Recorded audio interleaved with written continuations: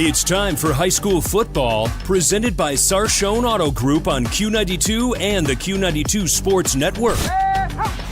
The best Stark County football is heard right here all season long. Whether you're in a car, at home, or on the go, the action is live on Q92 and streaming on the Q92 Facebook page, X, and our YouTube channel.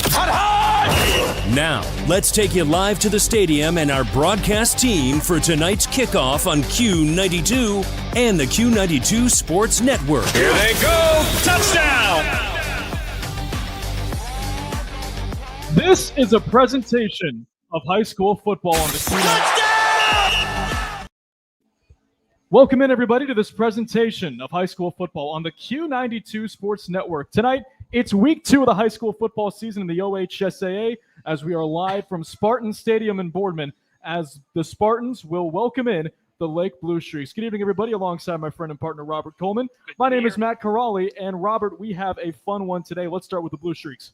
They come in 1-0, a dominant win at South Range, a Division 5 powerhouse, 49-13. A big reason why was because of Ty DeGeorge, a 5-touchdown night, doing it 3 different ways, through the air, on the ground, and on a punt return. Boardman's going to have to stop number 12 here tonight. Yeah, a lot of these quarterbacks, especially number 12, are dual threats. A lot of them are, I think number 12 is both a running back and a quarterback. I mean, it's definitely gonna be Lake's key here for winning it. Yeah, and for Boardman, they are 0-1 to begin this season. A heartbreaking loss in this stadium, 29-28 to Twinsburg. The Tigers were down 28-9 with 10 minutes left, and they ended up scoring 20 unanswered. How does Boardman finish the job and able to close out this one here tonight if they have a big lead in the fourth quarter? Definitely something they're going to have to do here is they're going to have to keep Lake from scoring. I mean, last year Lake beat Boardman 27-7. It's definitely not going to be good. Boardman's definitely looking to get its first win here first home win before they go on the road. These two teams have met for the last 2 years, with Lake winning both matchups, and it should be a fun one here in the Youngstown area. When we come back, we will give you a look around the Q92 network with some of our game previews that you can hear on the network and on Q92 Radio's YouTube channel. But first, you are listening to high school football on the Q92 Sports Network and Q92 Radio, and it's all brought to you by our friends at the Sarshone Auto Group.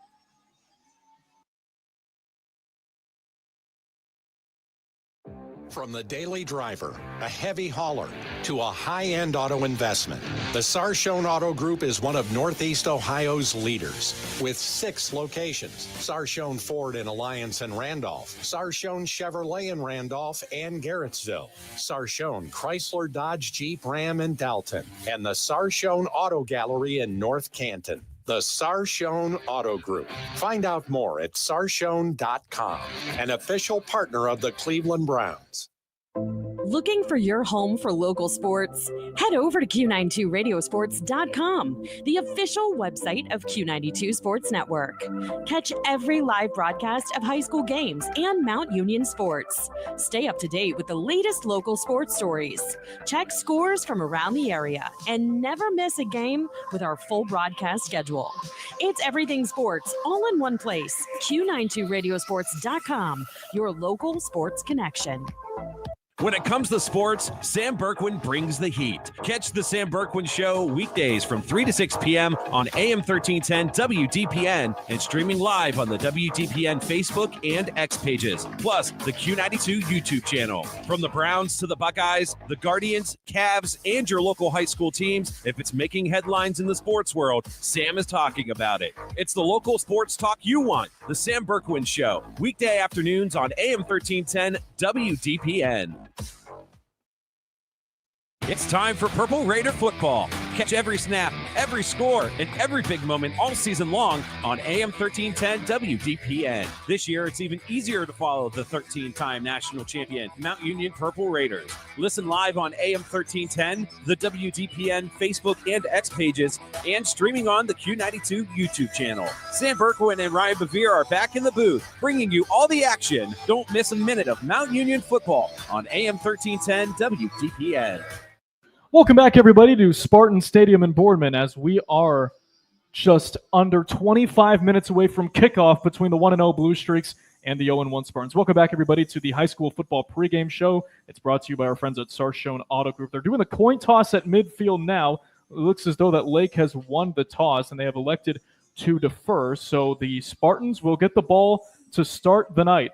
But before we get into game action, let's go to our game previews as we start with our friend Ryan Keller, as he's in Massillon, Perry Township to be more specific, as the Panthers are getting ready to host the St. Vincent St. Mary Fighting Irish. Welcome to week 2 of high school football, and welcome to Wakefield Stadium for the matchup between the 0-1 Akron St. Vincent St. Mary Fighting Irish and the 1-0 Massillon Perry Panthers. Last season, the Panthers won in week 2, 17-0 over the Irish. It was a tough week 1 for the Fighting Irish, who suffered a 42-0 shutout loss to Nordonia. Coming off a 1-9 season, the Irish are trying to build momentum under second-year coach Dorian Grant. They'll need better production from sophomore quarterback Will Adamson and must cut down on turnovers after committing 4 last week.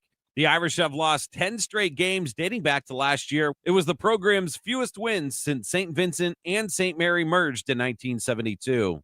Perry's new head coach, Spencer Lino, got his tenure off to a roaring start with a 41-14 victory over Canton Central Catholic last week.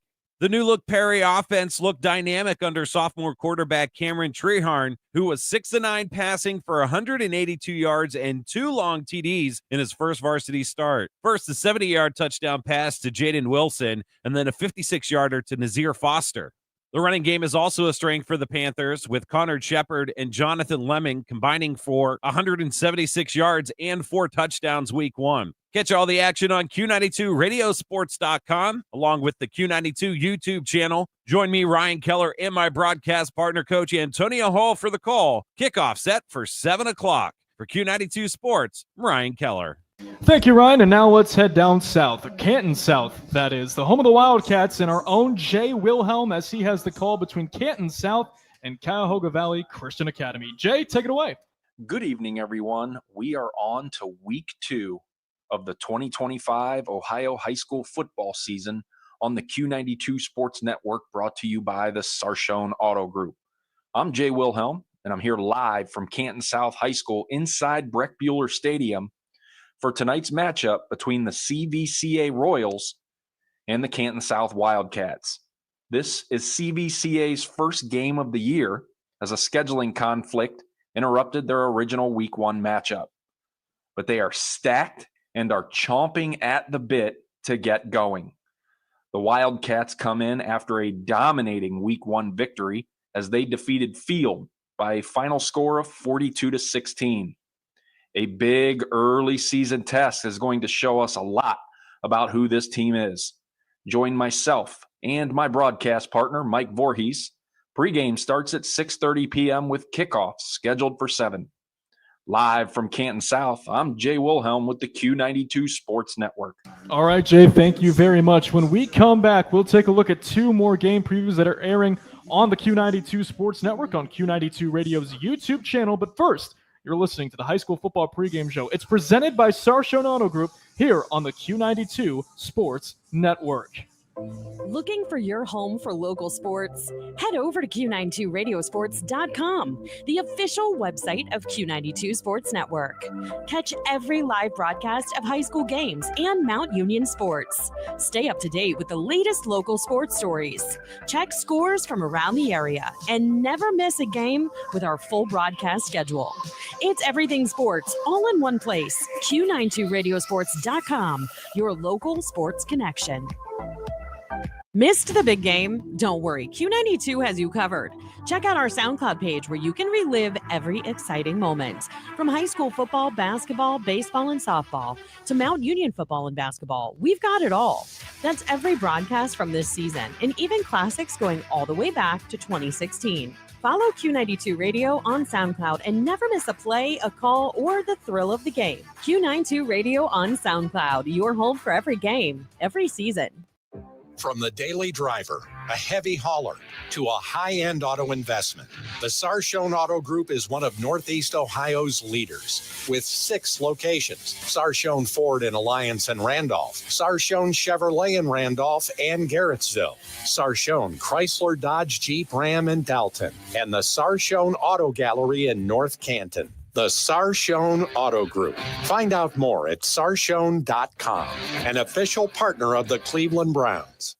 It's time for Purple Raider football. Catch every snap, every score, and every big moment all season long on AM 1310 WDPN. This year, it's even easier to follow the 13-time national champion, Mount Union Purple Raiders. Listen live on AM 1310, the WDPN Facebook and X pages, and streaming on the Q92 YouTube channel. Sam Berkwin and Ryan Bevere are back in the booth, bringing you all the action. Don't miss a minute of Mount Union football on AM 1310 WDPN. Welcome back, everybody, inside Spartan Stadium. Let's keep it rolling with these game previews that will be airing on the Q92 Sports Network. A school that's not far away here in Boardman is Austintown Fitch, and our own Christian Bigglesworth is there as he has the call between the Falcons and the Jackson Polar Bears. It's week 2 of the high school football season, and that brings us to Austintown, Ohio, home of the Fitch Falcons, who will be hosting the Jackson Polar Bears tonight right here on the Q92 Sports Network. The Jackson Polar Bears come into tonight's game with a 1-0 record after a 35-13 convincing win over Chardon in week 1. The Polar Bears were led on the ground by Chase Marr, who scored multiple touchdowns in the game, and backup quarterback Carter Mulliman, who had a great performance, including a touchdown pass to Corey Jacobs. Filling in for starting quarterback Lucas Eckerman. Coach Rohr and his Polar Bears look to continue that momentum on the road tonight here against Fitch. As far as the Fitch Falcons go, they dropped their season opener last week to Hudson by a score of 28-14. There were some bright spots for Fitch in the loss to Hudson in week 1. Quarterback Colin Callagher threw for 153 yards on 19-33 passing with 1 touchdown and a pick. But running back DeAndre Richard was the story as he rushed for 224 yards on 18 attempts.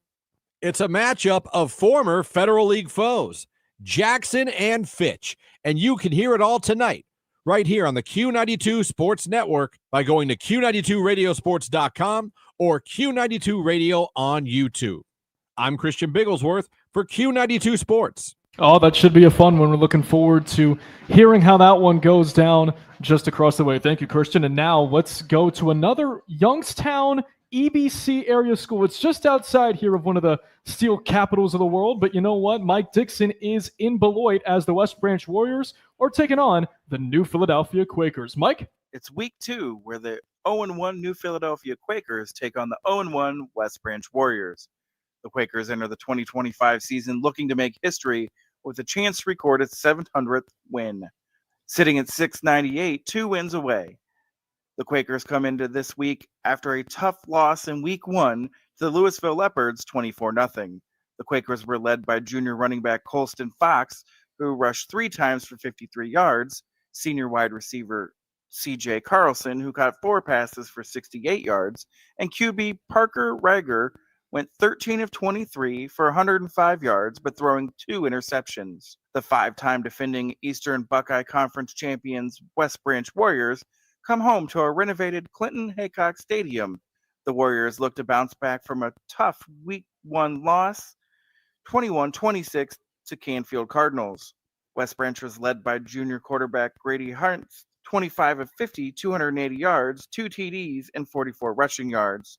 Senior wide receiver Jeremiah Thomas had 44 yards, 1 touchdown, and 1 passing touchdown. Senior wide receiver Gavin Gregory had 5 receptions for 85 yards and 2 touchdowns. The matchup is set, and both teams are hungry for a win, New Philadelphia, West Branch, 7 p.m. kickoff on Q92 Sports Network, presented by Sarshone Auto Group. Thank you, Mike. When we come back, we will preview the games that you can also hear on terrestrial radio on the AM side and FM side of your dial. But first, you're listening to the High School Football Pregame Show, presented by the Sarshone Auto Group. Missed the big game? Don't worry, Q92 has you covered.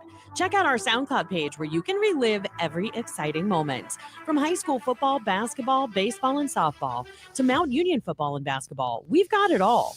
That's every broadcast from this season, and even classics going all the way back to 2016. Follow Q92 Radio on SoundCloud and never miss a play, a call, or the thrill of the game. Q92 Radio on SoundCloud, your home for every game, every season. Looking for your home for local sports? Head over to Q92Radiosports.com, the official website of Q92 Sports Network. Catch every live broadcast of high school games and Mount Union sports. Stay up to date with the latest local sports stories. Check scores from around the area and never miss a game with our full broadcast schedule. It's everything sports all in one place. Q92Radiosports.com, your local sports connection. RG Drag, Stark County's premier career center, offers programs that prepares its students at the high school level for careers and continued education beyond high school. Upon completion, RG Drag students have an immediate opportunity to obtain a well-paying job in many exciting career fields. We offer everything from culinary, dental assisting, engineering, sports turf and landscape, welding, and so much more. Contact RG Drag to find a program and career that's the perfect fit for you. RG Drag, where careers begin. When it comes to sports, Sam Berkwin brings the heat. Catch the Sam Berkwin Show weekdays from 3 to 6 p.m. on AM 1310 WDPN and streaming live on the WDPN Facebook and X pages, plus the Q92 YouTube channel. From the Browns to the Buckeyes, the Guardians, Cavs, and your local high school teams, if it's making headlines in the sports world, Sam is talking about it. It's the local sports talk you want. The Sam Berkwin Show, weekday afternoons on AM 1310 WDPN. Welcome back to the High School Football Pregame Show, everybody, brought to you by Sarshone Auto Group. Let's waste no time diving right into some of the biggest games in the area, as on the AM side of things, a game that you can also hear on our AM station, AM 1310 WDPN. Here is the great Sam Berkwin, as he is from Larry Karras Stadium on Mount Union's campus for the Alliance Aviators, welcoming in the Louisville Leopards. Here at the University of Mount Union tonight, Larry Karras Stadium should be a good one. The 1-0 Louisville Leopards will tangle with the 1-0 Alliance Aviators. Alliance took the show on the road last weekend. They knocked off Parma Padua. Meanwhile, the Leopards were at home. They took care of New Philadelphia. The Leopards on top there by a score of 24-0. For Louisville, Chris Kappas in his third year as head coach. He is now 6-15 with the Leps. Meanwhile, on the Flyers side, Tim Goodman, his fifth year with the Aviators. He is now 22-21. Kickoff coming up tonight at 7 right here on AM 1310 WDPN. Now, a couple of the young men to watch out for. How about Ravon Hawkins, Alliance running back? He is special. He's going to give the Aviators a chance to score almost every time he touches the ball. He's only 5'8", 150 pounds, but he can get it done. Almost 1,000 yards on the ground last year as a junior. Meanwhile, Louisville running back Owen DiMarzio, 637 yards on the ground a year ago at 4.3 a carry. He also scored 5 touchdowns, 890 total yards from scrimmage 1 year ago. It's going to be a good one. The weather's going to be great. Should be a big crowd tonight as well. Join me, Sam Berkwin, and my partner, Caleb Norick. 7 o'clock to kickoff. Alliance at Louisville on AM 1310 WDPN. Well, there's no doubt that Sam Berkwin chose the right business. I mean, that voice is awesome for radio. Thank you, Sam. We appreciate it, and we're looking forward to following that one as the night goes on. And finally, for our game of the week, the game that you can also hear on our FM station, 92.5 WDJQ, here's Clint Scroggs from North Canton as the Hoover Vikings will square off against the Medina Bees.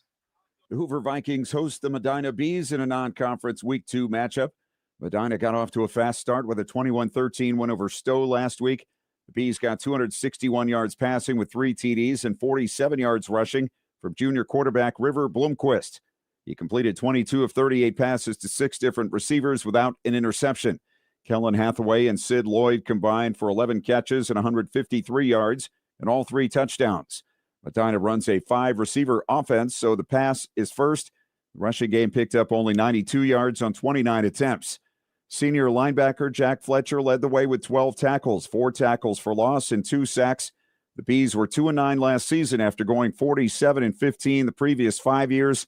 They'll move from the Greater Cleveland Conference to the Suburban League next year. Hoover was even more impressive, opening with a 30-0 win over Akron Buchtel. The Vikings limited the Griffins to 69 yards of offense, led by senior linebacker Carter Lukens, who corralled 13 tackles and 3 tackles for loss.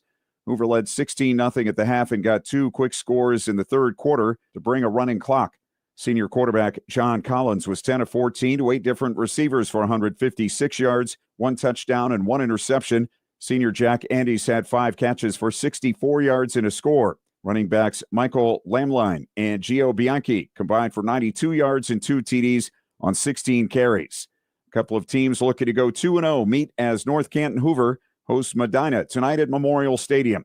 I'm Clint Scroggs for Q92 Sports. All right, thank you very much, Clint. And as a reminder, fans, all 6 of those games you can also hear on Q92sports.com and the Q92 Radio's YouTube channel. When we come back, we will go into our Coach's Corner as Robert spoke with both coaches of today's game and our final thoughts and kickoff from Boardman. You're listening to high school football on the Q92 Sports Network, and it's all brought to you by the Sarshone Auto Group.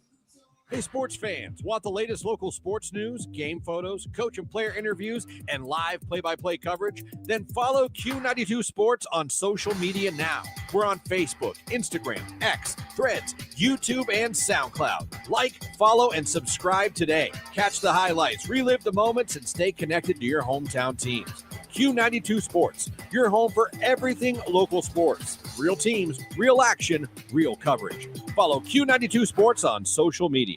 Peace of mind. It's one of the most important benefits that we can offer at Friends and Family Credit Union. Welcome to Family Secure Checking. It offers unrivaled security to protect your everyday finances and purchases, as well as comprehensive identity theft protection and reimbursement coverage, credit file monitoring, benefits for travel, shopping rewards, and a cell phone protection that includes repair or replacement for up to 4 phones on your cell phone plan. It's time to bring a friend into the family. All right, welcome back, everybody. This is the high school football pregame show brought to you by Sarshone Auto Group. Let's now go into our Coach's Corner. Robert spoke with both coaches before kickoff, and let's go into what Dan DeGeorge, the head ball coach of the Lake Blue Streaks, had to say. No. Hey, this is Q92 Sports Media with Lake's head coach. Coach, how you doing today? I'm doing well. You were 9-5 last season. You think you can build on your last season's record this year? Yeah, we had a good week 1. We're hoping to make the next step this week, but facing a very tough Boardman team that's a lot better as well. So we got our hands full. Last year you beat Boardman 27-7. Do you think you're going to draw anything from last year's victory into this year's? Yeah, year to year everything changes. I mean, Boardman's very well coached. They play hard. They have some really, really good size. So like I said, a new year, expecting a tougher battle out of them this year for sure. How have you been preparing for the T-wing offense? Yeah, it's tough to prepare for, a lot of misdirection. You got to tackle really well. We have a good plan, a very good defensive coaching staff as well, but you still got to make the plays on Friday night, so we will see. Is there a standout player you want the people at home to look out for in tonight's game? From my team? Yeah, from me. No, all of our players are here to win a football game. That's the most important thing. Okay. All right, and now let's go to the home coach for tonight. It's DJ Doda of Boardman. Guys, Q92 Sports. I'm here with Boardman's head coach. Coach, how you feeling today? Pretty good. Pretty good? Yeah, excited for tonight. See what our guys are going to come out and do. Boardman's no stranger to Federal League football play. Do you think that's going to give you an advantage tonight? Yeah, I mean, I think, we are a familiar opponent. These are the team we've played for the last 2 years. So, I think that also helps. You're familiar with, coaches are familiar with coaches, players are familiar with players, play them in a lot of different sports right now. So, it's been a good game over the last 2 years. I mean, they've gotten us both times. So, but I feel pretty confident in our kids. We had a great week of practice. And, again, we have no control over wins and losses sometimes, but we definitely need to show improvement from what we did a week ago. Do you think there's going to be a standout player that people need to look out for in tonight's game? I don't. We talked a lot about a few things this week. I think number one, our defense has to do a much better job of tackling and running to the football. So I hope in that aspect they're going to, that's where we're going to see an improvement from overall defense. And then all our running backs and quarterback, they're going to have to play really well for us tonight. That's kind of how our offense goes. Those are guys that are productive. That's Vince Butto, Ryan Smith, Ryan Mitchell, Alex Battaglia, Ray Vaught-Handel. Those are the guys that are going to carry the ball for us and kind of tell us how we go. So, it's always going to be important, not only for those guys, but also just our quarterback in general. He has to manage the game really well week to week. I hear you're a big Green Bay fan. Do you have a favorite player? No, not really. No, I don't have anybody favorite. I just like going every week. The whole atmosphere, as I go on, I shouldn't say every week, every year I've been able to go there. So it's just a great atmosphere there. But great. I might be a Micah Parsons fan now, though. Well, how about that, Robert? The 32 teams in the NFL, and we happen to get a coach on either one of these teams that happens to be the team that landed Micah Parsons in one of the biggest trades in NFL offseason, especially in recent memory. Well, I think Green Bay represents this area the greatest. Green Bay is one of the teams that's as one of the most storied teams. Mm-hmm. It's in one of the smallest markets. It's in a heavy industrial town. It represents this area the best, and no better team for the coach to be a fan of than Green Bay. Yeah, it's one that is steeped in tradition, and frankly, it is something that he is trying to bring into this football team here tonight. As, like we mentioned earlier in the pregame show, a devastating loss to the Twinsburg Tigers, 29-28 final, up 28-9 with 10 minutes left to go in the game, and Twinsburg pulls a rabbit out of the hat, scoring 20 unanswered points. Lake just took the field. They are in their white jerseys, gray pants with a blue streak down the line, no pun intended. But on the right side, coming out of the end zone, here come the Spartans. Assisted by Coach Mike Huckabee Jr., Jason Condo, Robert Williamson, Corey Schrader, Mike Lemon, Tremaine Pixley, Steve Sahara, Sam Caputo, Tim Calhoun, and Paul Butto. They come out in their home red uniforms, or should I say maroon at that rate, with gray numbers, white shoulder sleeves, and then a red mark for their numbers, which is white on both sides, maroon pants as well. Ladies and gentlemen, We'll step aside as the Boardman High School Marching Band will perform our national anthem.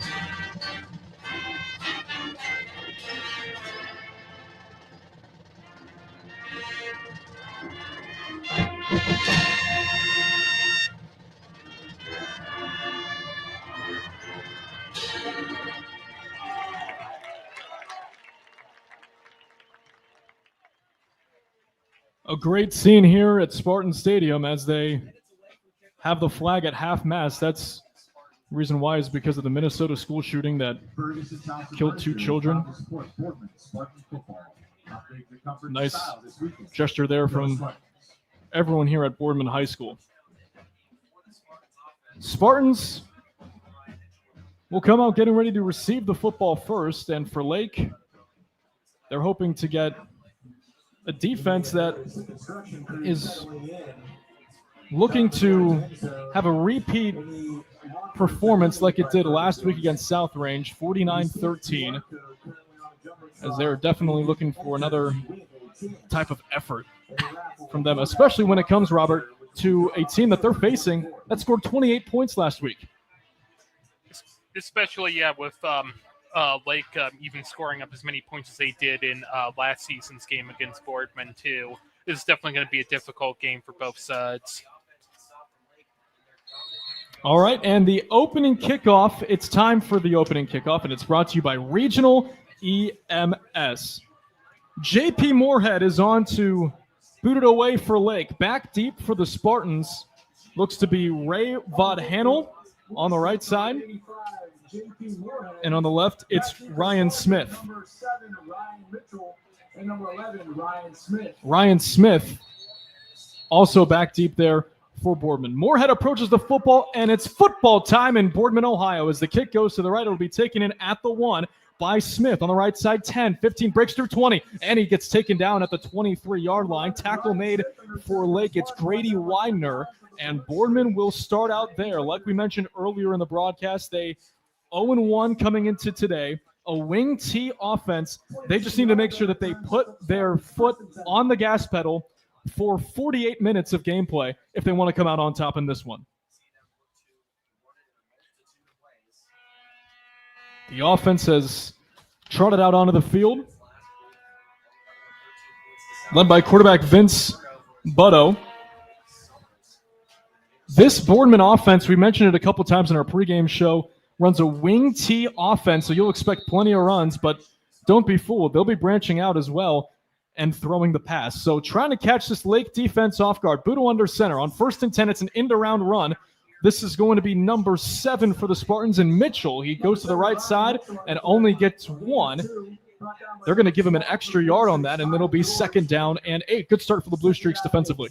Yeah, good one for Mitchell, especially with his height, too. He's a pretty good running back. So it's a 2nd down and 8. The ball is on the right hash of the 25-yard line for the Spartans. One receiver goes out wide to the left. That is C.J. Rice. No one out wide ref. Budo under center. Halfback in the backfield. They fake both ways. Budo to throw. Going towards the left side, and the catch is made at the 35-yard line by Rice. He is pushed out of bounds by number 14 and Brady Summers. That's going to move the chains. It'll be a pickup of 10 and a Boardman Spartans 1st down. Ball we placed on the 35-yard line. A beautiful ball on the sideline. Didn't look like Lake was ready for it. Budo under center now. Rice goes out wide to the right this time. Lake moves at the line, showing a 4-man rush, and we have a penalty flag. It looks as though that Lake had a neutral zone infraction.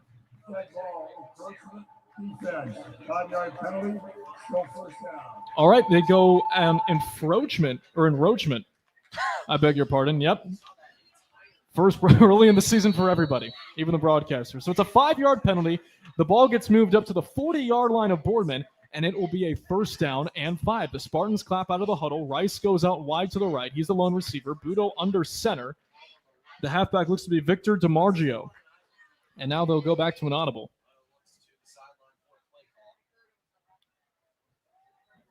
Budo takes the snap. He will be an end around here with Ryan Smith, but Lake sniffs it out.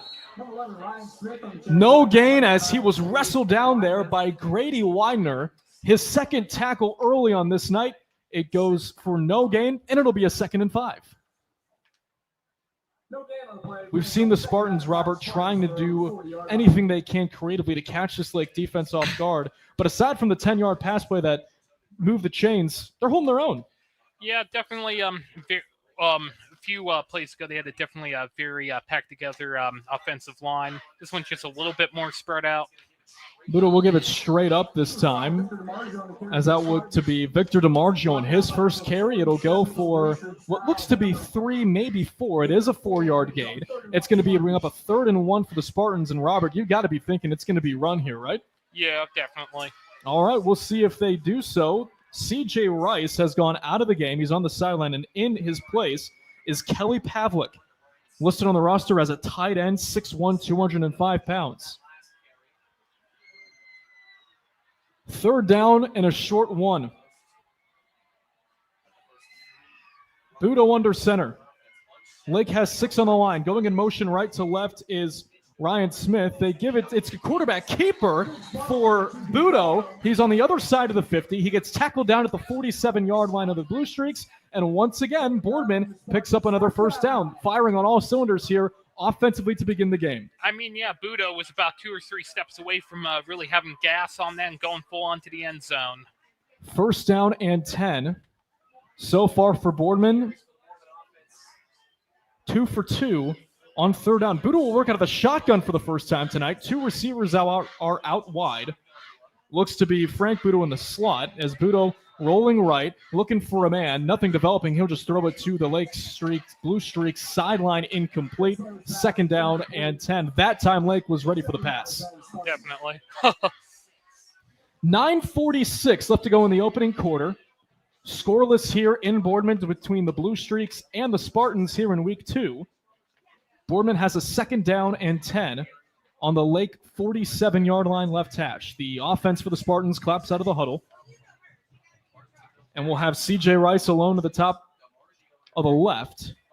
Butto in the shotgun. To his left tip is Victor DiMargio, and he'll go back to his coach for an audible. Play clock down to 5, 4, 3. Play clock at 2. They send a man in motion as they get it off. It's going to be a read option with Budo right up the gut to the 40. It's a nice run of 7, and it'll bring up second down and 3. Definitely a good move there for Boardman. Definitely not a lot of people kept pushing through, and he definitely got that ball as far as he possibly could. And for Vince Butto, he has really adjusted to this quarterback position. This is his first year in terms of being the signal caller for the Spartans, but the varsity experience he does not lack. He was a corner his sophomore year, as he is now leading the charge offensively here for Boardman. So it'll be a third down and 3. It's an end around here with Ryan Smith on the left side. Stutters and goes through at around the 37-yard line, which is the marker to get. It's all going to depend on the spot. They were definitely pulling on. Blake was definitely pulling on number 11 there. You could see a little bit of his shirt coming down. Yeah, his shoulder pad is out as we have a fourth down and inches. No step aside to break out the chain gang, I'm sure.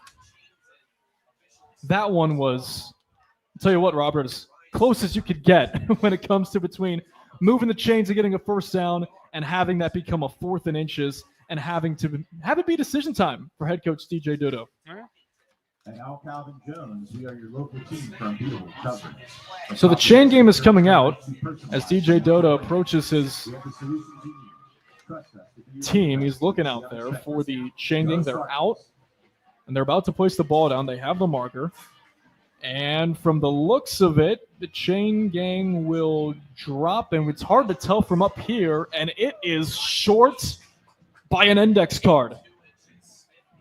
Oh, that's about as close. They say football's a game of inches, and you're seeing it right off the jump. Week 2, first quarter, 8:46 remaining, and we have a fourth and what seems to be a centimeter. So much so that the chain gang is out again. They did break out the index card, a la Gene Steratore. They're definitely going to need a microscope from the science lab over here to measure this next. They might need to invest in one. And they're going to say that he is short.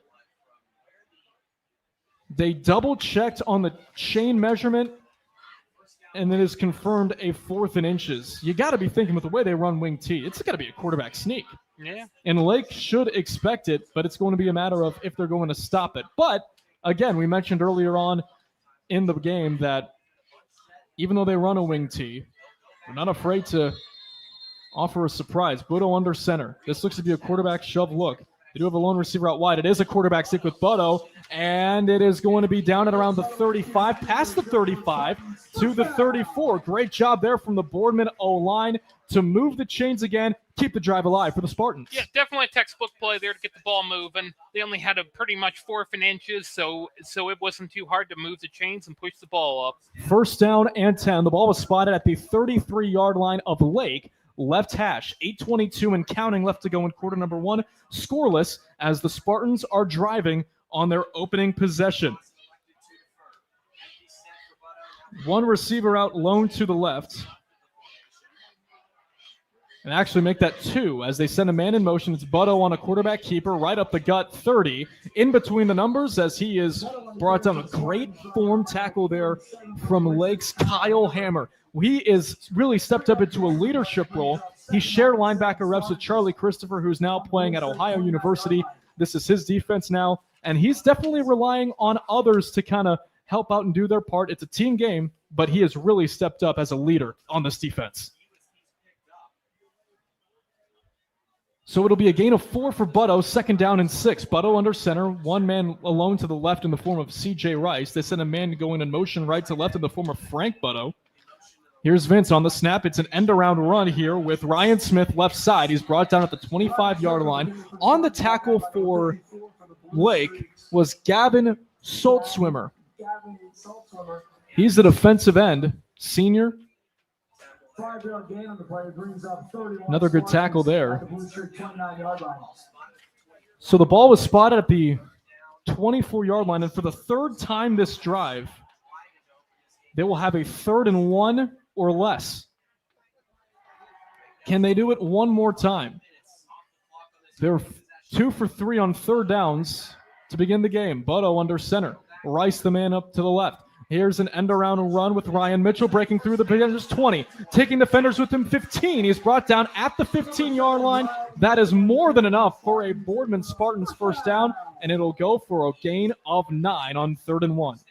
Definitely the Lake defense saw him coming through the pocket there, and they managed to gang up on him and grab him through 7. 6:31 and counting left to go in the first quarter.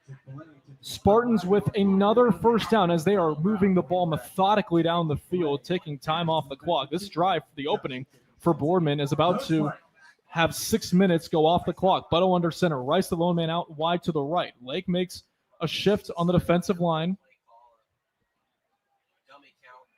They have 3, make it 4 in the box, linebacker-wise. This is going to be Mitchell, makes a nice center step move, but Lake was there for a loss of 1. Tackle made by Aaron Mitchell. That's his first tackle in the night. It goes for a loss of 2, and it'll be a 2nd and 12 ball spotted on the 17. Matt Corrali, Robert Coleman with you here at Spartan Stadium in Boardman. Spartans on the opening drive, having a 2nd and 12. Butto in the shotgun. They are now going in a formation where there are 5 Spartans behind Butto, and now they all disperse. They go out to the wide receiver spots. Butto under center. He takes the snap, fakes the end around to Mitchell. He'll throw it left, and the catch is made at the 10, make it the 9, where Victor DiMargio is roped out of bounds by number 17, Cole Rader. It's Rader's first tackle, and that was a great pass play for Boardman to get them at a 3rd and manageable. We're looking at about a 3rd and what looks to be 4 with the ball spotted on the 8. 5:16 left to go in the first. Butto goes under center. Everyone in a tight formation. Tailback in the backfield is DiMargio as they look back to their coordinator for the call, and he's got it. It's a 3rd and 3. Butto, end around with Mitchell. Right side 10. Following blockers 5 as he's brought down at the 4. Make it the 3. Oh, and the ball comes out. It's a fumble, and the Blue Streaks recover it in the end zone. Is it ruled a fumble, or was DiMargio down by contact? No signal yet. Now they say it's Lake football. Unbelievable. On the fumble recovery for the Blue Streaks was Chase Fuller, and what was sure to be a 1st and goal for Boardman, the Blue Streaks have flipped the script. This has definitely been an entertaining last 2 or 3 minutes here of football. First, Boardman tried that play with 5 guys behind the line, then faded back out into the formation. Now Lake recovered the ball, and this has definitely been an entertaining last 2 minutes of football. 5:05 left to go in the opening quarter. Blue Streaks will take on offense for the first time off the fumble recovery in the shotgun for Lake. His quarterback, Alexander Quire, He rolls, and it's to George on a bootleg. Wildcat throw, and it's caught. 45-50. This is Zach Novak down the right sideline. 40 makes a nice juke move, but he's out of bounds at the Boardman Spartans 40. It's a first down for Lake, as on play number 1 on offense, the Blue Streaks go into their bag of tricks. That was amazing, honestly, and a great read of the defense by the Lake receiver there. He kind of had some good footwork there, but he knew when to end it. That goes for 47 yards and a new set of downs for Lake. Quire went 7 of 8 passing last week, 173 yards and a touchdown, looking for a repeat performance here against another Youngstown area team. It's a run this time as they give it to that looks to be Luke Glasgow, but this time the Spartans defense was right there. Some extra pushing and shoving, as that one will, at the end of the day, go for no gain. It'll be 2nd down and 10. Brought down by number 66 for Spartans, Muhammad Khalid. What a fun start here to this game, huh? Yeah. Boardman moving the ball methodically down the field, slowly down the field, and then all of a sudden one turnover and another big play. Lake, in the blink of an eye, is in Boardman territory. Definitely some interesting plays this game. Quire in the shotgun, drops the snap, but he rolls left and picks it up. Throwing left sideline, the catch is made by Quinn Snyder at around the 30-yard line. That's going to be enough, I believe, and it will be. It is marked down at the 29-yard line of the Spartans. It's a pass play that goes for 11, and it's another Lake first down. As they go no huddle here. That completion is good for 11 yards and a Blue Streak first down. And now there is a timeout called by the Spartans.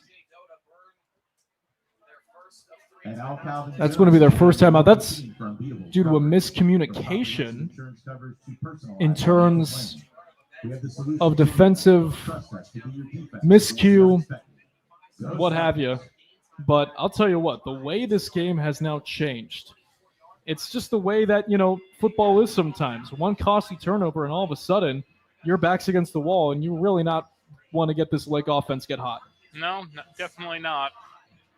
It's a team that scored 49 points in their opener against South Range. And this is a team that has a different identity compared to Lake Blue Streaks teams in the past. They're more athletic. They're not the big, brawny guys that you would see out there wearing the blue and red helmet.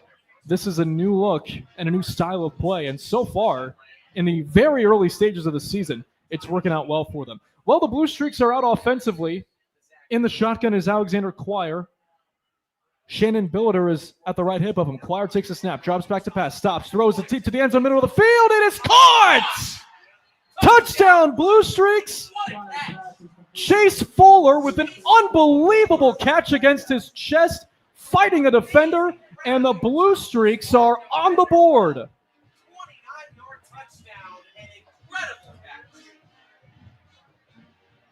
My goodness.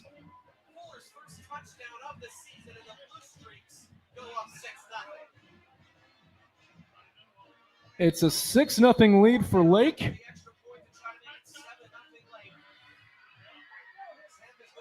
As now the extra point from JP Moorhead is up, and it is good. We'll step aside. 4:01 left to go in the first. It's Lake 7, Boardman nothing. You're listening to high school football on the Q92 Sports Network.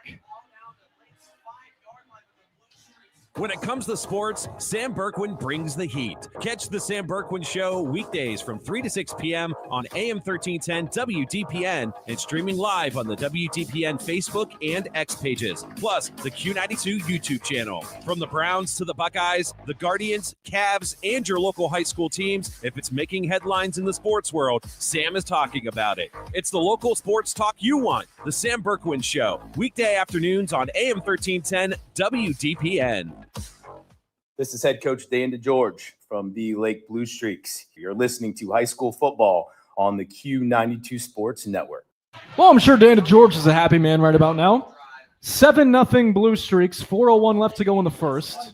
As off a fumble recovery for the Blue Streaks in the red zone, they go down the field 86 yards in 6 plays, and they cash in for 6. Moorhead on to boot it away. Back deep for the Spartans, that looks to be Ray Vodhandel along with Ryan Smith. And the kickoff goes to the right side. It's Smith at around the 8-yard line. 10, 15 on the right side, 20. Going sideline 25, trying to follow a convoy. And he's brought down at around the 26-yard line. So Boardman has a fresh start, but it feels like you kind of, and it's crazy to say when it's just the first quarter, but you definitely want to kind of make your mark, maybe have a big play. If there is one in your playbook, you got to break it out because that was a huge momentum swing in favor of the Blue Streaks. Yeah, they're definitely going to have to, Boardman's definitely going to have to make sure they don't make errors like they did beforehand there, and they're definitely going to have to make sure that they can use their creative offense to their advantage here against Lake. And this wing tee offense for Boardman is anything new to these players, this team, these fans. It's been a staple here for the Spartans for decades. On 1st and 10 from the 26, Butta under center. Here's an end around and another handoff at the 30 to the 34-yard line. A nice run there on a misdirection that went in between the numbers. On the run there was Alex Battaglia. That's his first carry of the night. And it goes for 8, and it'll be a 2nd down and 2. 34-yard line.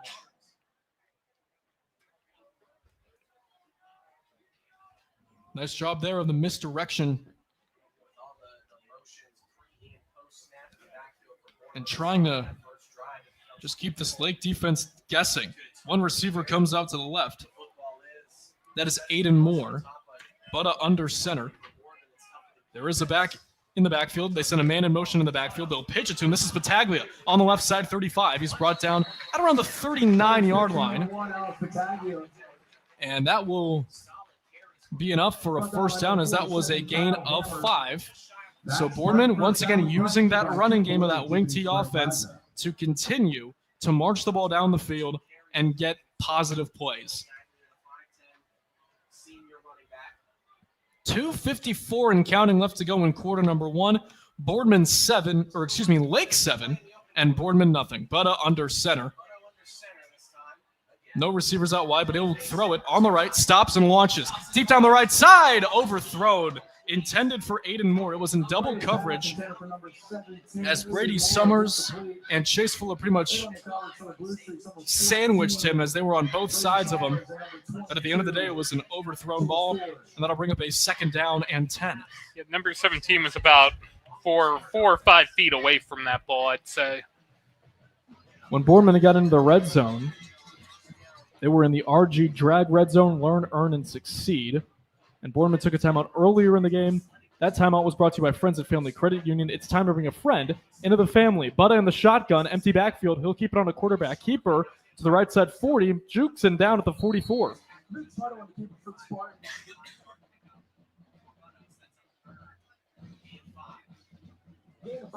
It'll be a gain of 5. And it'll bring up a 3rd and 5 as we approach the 2:20 mark and counting.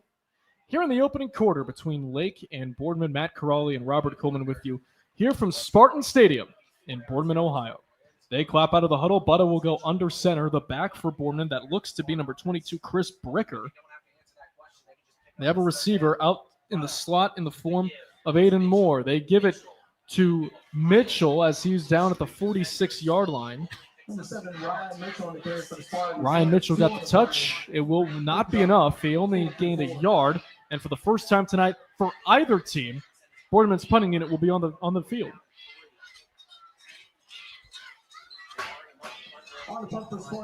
So on to boot it away is Gabe Hammerton. How about that name for a punter, huh? Gabe Hammerton. And Lake with 2 men back deep to return the punt. On the right side, it's Chase Fuller, and on the left, it is Ty to George. Here's the snap. And Hammerton hits a high, short punt. It'll go out of bounds at the Boardman 40 or around that area. And it's going to be at the 40-yard line. Let's step aside for 10 seconds. You're listening to High School Football presented by Sarshone Auto Group on the Q92 Sports Network.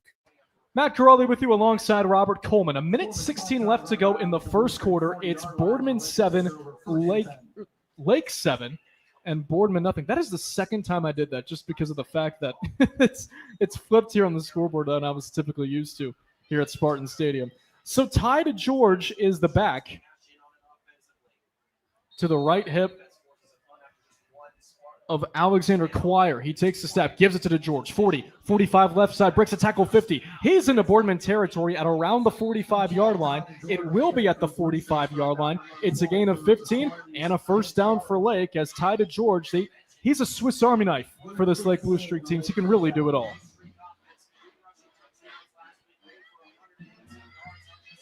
Ball is spotted at the 45-yard line, left hash.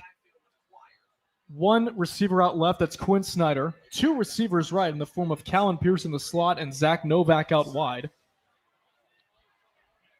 Lake getting the call from their coordinator as Quire is in the shotgun to George at the left hip. Boardman shows a four-man rush. And he takes a high snap, gets it to George up the middle, but this time Boardman sniffs it out. There's a 40-yard gain. It's a 5. As a matter of fact, George managed to get out of a small hole. We do have a flag that flew in from one of the officials in the secondary. So we'll see who this penalty helps and who this penalty will hurt. Personal foul, face mask, number 64. Back on 15 yards, first down. So that is Cameron Ganser, the senior lineman.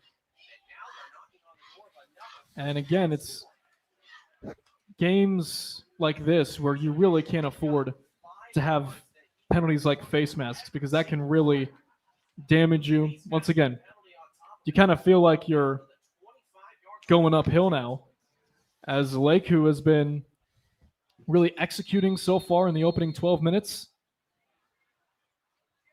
is looking to capitalize again. We have 26 seconds of counting in the first quarter. Lake with the ball in Boardman territory, up 7-0. To George in the pistol.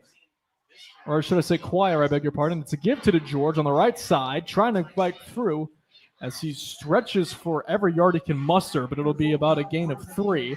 And with 8 seconds of counting left to go in the first, that will bring an end to an exciting opening 12 minutes of Week 2 here at Spartan Stadium. We'll step aside. Blue Streaks on top, 7-0, and are driving. You're listening to High School Football on the Q92 Sports Network, brought to you by the Sarshone Auto Group. High school football exemplifies the true meaning of teamwork. At Friends and Family Credit Union, our team of local friendly professionals offer the same true spirit for our members with a wide array of products from vehicle loans to personal loans, family secure checking with ID Protect, mortgage, home equity line of credit, and more. For over 60 years, we have the game plan for your financial well-being. Visit any of our 3 convenient locations, online or mobile banking. Now, more than ever, it's time to bring a friend into the family. You're listening to High School Football presented by Sarshone Auto Group on the Q92 Sports Network. 7-0 Blue Streaks, end of 1. Matt Corrali, Robert Coleman with you. Lake with the ball and driving. It's placed on the Boardman 22-yard line as we begin the second quarter. Robert, your initial thoughts on this first quarter of action in the opening 12 minutes? It's definitely been a crazy one. Boardman really hasn't had the amount of control of the ball that would probably be more in your favor. Lake has had it. That's definitely why Lake is on the scoreboard. Although Boardman has definitely been pulling some interesting plays here. It's going to be interesting to see what Boardman's going to do here in the second quarter. Yeah, we'll see if anything changes defensively. It seems to be pretty much man defense and zones. There hasn't been much pressure, but that D-line has done a good job in terms of keeping this Lake offense at bay with the run. It's the pass that has gotten them. And they'll go on a pass. Wide receiver screen 20, left side 15, turning on the Jets 10. Inside the 10-yard line for Lake was Chase Fuller. It will be down at the 8-yard line. And it's a first and goal, as I beg your pardon. That ball will be placed at the 7 as the Blue Streaks continuing to knock on the door of the end zone. They go no huddle. Quire in the shotgun. Throws it. Same play out to Fuller. Left side 5, pushed out of bounds at the 3. Or make it the 4. It'll go for a pass play of 3, and that'll bring up 2nd and goal. New offensive look is coming in for Lake as Choir goes to the sideline, and we'll see what happens here. Some real quick scores around the area. CVCA up 21-0 on Canton South on the road through 1. West Branch and New Philly are scoreless through 1. Fitch up 13-3 on Jackson. 5:12 left to go in the first. Ty George is the quarterback on this play with Shannon Billiter to his left hip. Here's the snap to George on the quarterback keeper left side. He has a red carpet walk into the end zone for a Blue Streak touchdown.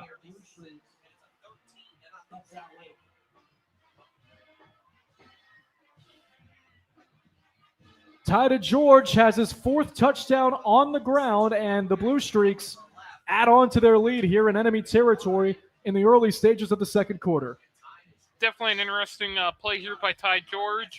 The junior, he came in, and this is his first minute or so in the game, and he won for a touchdown.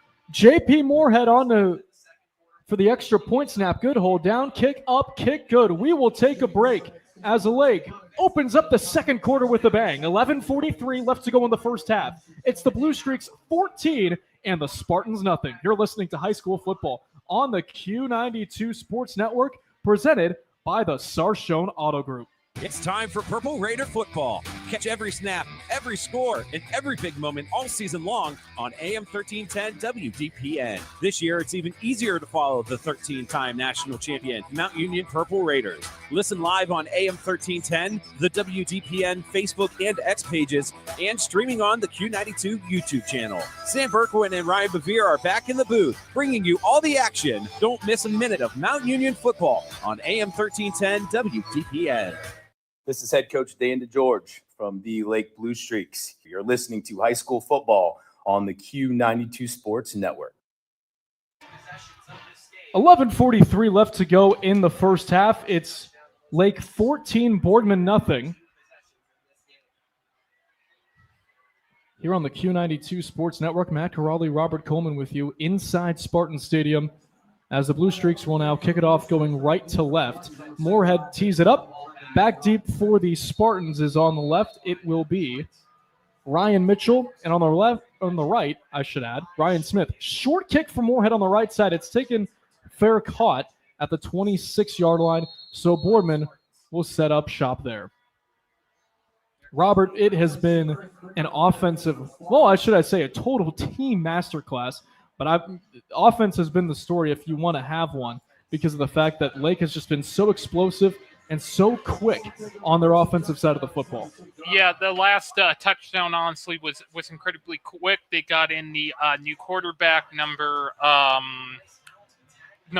12, and he pretty much did that in the blink of an eye, and then the extra point was up and good.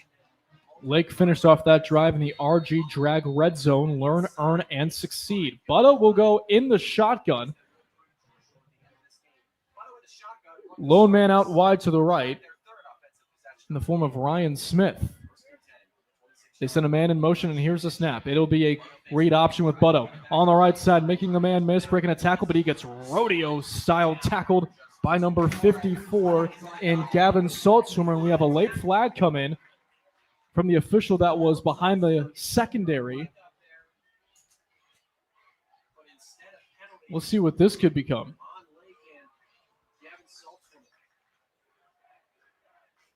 They might call, an unnecessary roughness on Saltzheimer. I didn't think it was anything that bad, but here's the call.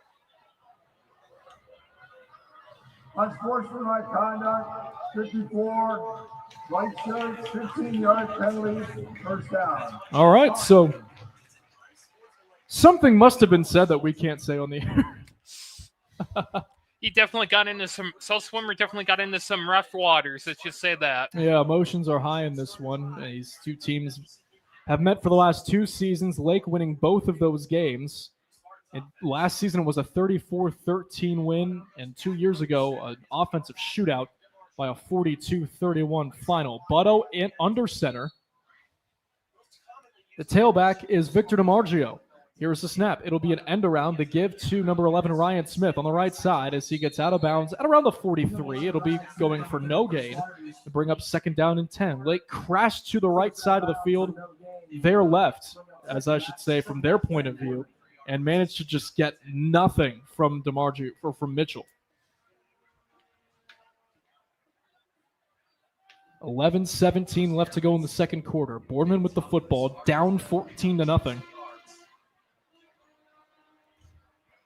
Trying to get just any sort of momentum going. Butto under center.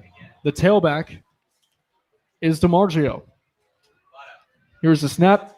It'll be a DeMargio handoff. He's down around the 46-yard line. It'll be a gain of about 2 or 3. We'll check the spot. And it's going to be a 3-yard gain. Down at the 46. Actually make it the 45.5-yard line of Boardman. And Robert, it just feels as though something needs to change for Boardman on this play. They have to convert because this could get ugly really quick if they give the ball back to the Blue Streaks and they're firing on all cylinders offensively. Yeah, it's 3rd down, 7 to go. They're definitely going to have to find a way to get the ball pushing here, which they haven't the last couple plays. Let's see if they can do it here. Butto in the shotgun. To the right of him is a tailback, Ryan Mitchell. Now he goes out wide to the left. Here's Butto. Throwing a slant over the middle, and it's caught. Davis Matson into Lake territory, inside the 40 to the 36-yard line, and that's exactly what the doctor ordered here in Boardman. It's a 1st down for the Spartans as they are in the Blue Streak territory again. Butto definitely almost had them fold there. He made it look like he was about to start a 7 based upon where 7 was, but he managed to get that play done and trick him out. 10-20 and counting left to go here in the first half. Butto under center. Lake up 14-0 as he had to give an audible to Ryan Mitchell. Now goes back under center, takes a snap. It's a fake option. Mitchell fires to Butto. Look out! It's intercepted and overthrown. 40 at the 50 right side. 40 is tied at George. 35-30. Butto to be 20. Gets a block. Cuts left. 15, 10, 5. It's a pick 6 for Ty to George. Touchdown. Blue Streaks 80 yards.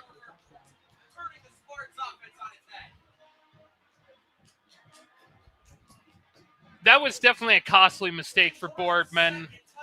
The intended the intended receiver for Boardman was there, but Lake managed to get in the way of the ball and intercepted, and they were pretty much nothing but air to the end zone. We talked about how Ty to George was so special in terms of playing as many positions as possible. What you might not know is that at strong safety, he had 4 picks a season ago, and now he takes one to the house from 80 yards out. JP Moorhead's extra point is good. It is a 21-0 Lake lead. 9:53 left to go in the first half. You're listening to High School Football on the Q92 Sports Network, and it's brought to you by the Sarshone Auto Group. From the daily driver, a heavy hauler, to a high-end auto investment, the Sarshone Auto Group is one of Northeast Ohio's leaders. With 6 locations: Sarshone Ford in Alliance and Randolph, Sarshone Chevrolet in Randolph and Garrettsville, Sarshone Chrysler Dodge Jeep Ram in Dalton, and the Sarshone Auto Gallery in North Canton. The Sarshone Auto Group. Find out more at sarshone.com, an official partner of the Cleveland Browns. This is head coach Dan DeGeorge from the Lake Blue Streaks. You're listening to High School Football on the Q92 Sports Network. His son Ty has touchdowns offensively and defensively. And we haven't even hit halftime yet. 9:53 left to go. Lake up 21-0.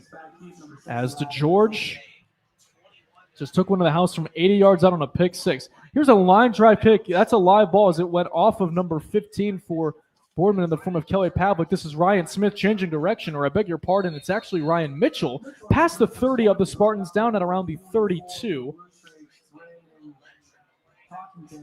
And we'll see how Boardman can recover. Boardman 21, or Lake 21. Boardman zip. This Lake defense has taken advantage, gotten thrown at them.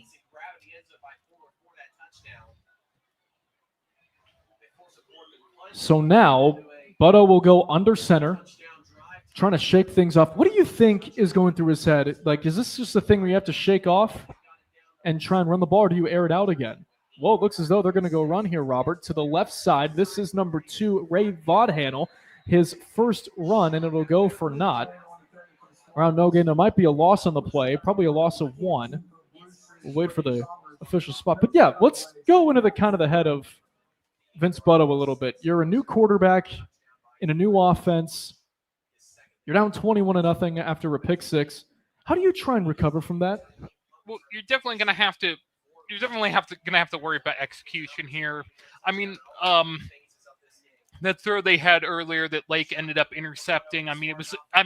He had his intended receiver was there, but Lake managed to get in the spot and intercept it. Going to have to definitely read. Butto on the run. He tries to do it himself. He's done at the 39-yard line. He was pressured in the backfield, but managed to get in between the hashes. It gets a positive play, but we do have a penalty flag in the backfield, and this could come back for Boardman. Execution is definitely going to have to be a big one for Butto, and make sure he's sticking to the game plan. Number 1 on the offense. 10-yard penalty from the previous spot. Replay second down. That's Alex Battaglia. So that'll make it now a 2nd down and 20. As Boardman just trying to have anything go their way to get some sort of life back into Spartan Stadium. We have some whistles, and it looks to be one of the Blue Streaks is gingerly walking to the sideline. Guess he'll be tended to do an injury. That's Justin Martin. This will get checked out on the sideline. But play goes on. 2nd and 20. 9:17 counting left to go in the half. Butto under center. Now looks to his coordinator for the audible. He calls the change of the line, goes under center, and takes a snap. It's an end around here again. This time it's Ray Vodhandel on the run to the right side. Nothing doing. He might have had a gain of 1 as on the stop there for the Blue Streaks. It was number 54, Gavin Saltswimmer. His 3rd tackle of the night, and that'll bring up now a 3rd and 18 as that one just goes for 2 yards.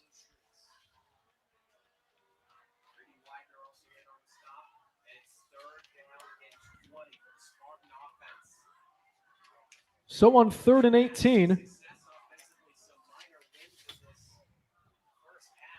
Boardman looking to get something going here, anything offensively.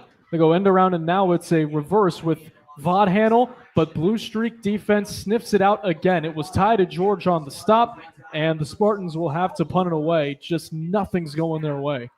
A lot of turnover on the ball this game. So the Spartans will come out to punt. Gabe Hamilton will boot it away. Back deep for the Blue Streaks. On the left side is to George, and on the right is Chase Fuller. Hamilton stands at his own 14-yard line left hash. Claps. There's a snap. It's a high one, but he gets it away. It's a short punt going towards the middle of the field. It'll bounce into Lake territory and takes a few Spartan bounces here as it'll be downed by Victor DiMargio at around the 42-yard line as the Lake offensive unit quickly trots out onto the field. Matt Corrali, Robert Coleman with you here at Spartan Stadium. And Robert, what do you think has just been working so well for this Blue Streaks group?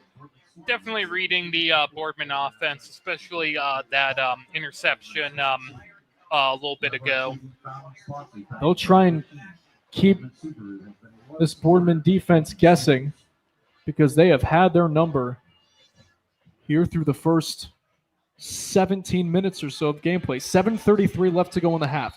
Lake up 21-0 with the ball, and it's spotted on their own 42. Here's a run to the right side. That looks to be Shannon Billiter as he goes on a run to about the 49-yard line of the Blue Streaks. It'll be a gain of 7. It'll be a 2nd down and 3. Here's the snap, and they go sideline, and it's all intercepted. They tried to catch the Boardman defense napping, But the Spartans are awake. On the interception for Boardman was Ray Vodhandel.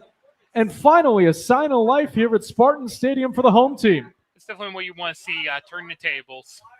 So Alex Quire thought he had Zach Novak wide open on the right sideline, but Novak just wasn't paying attention. It was an overthrow.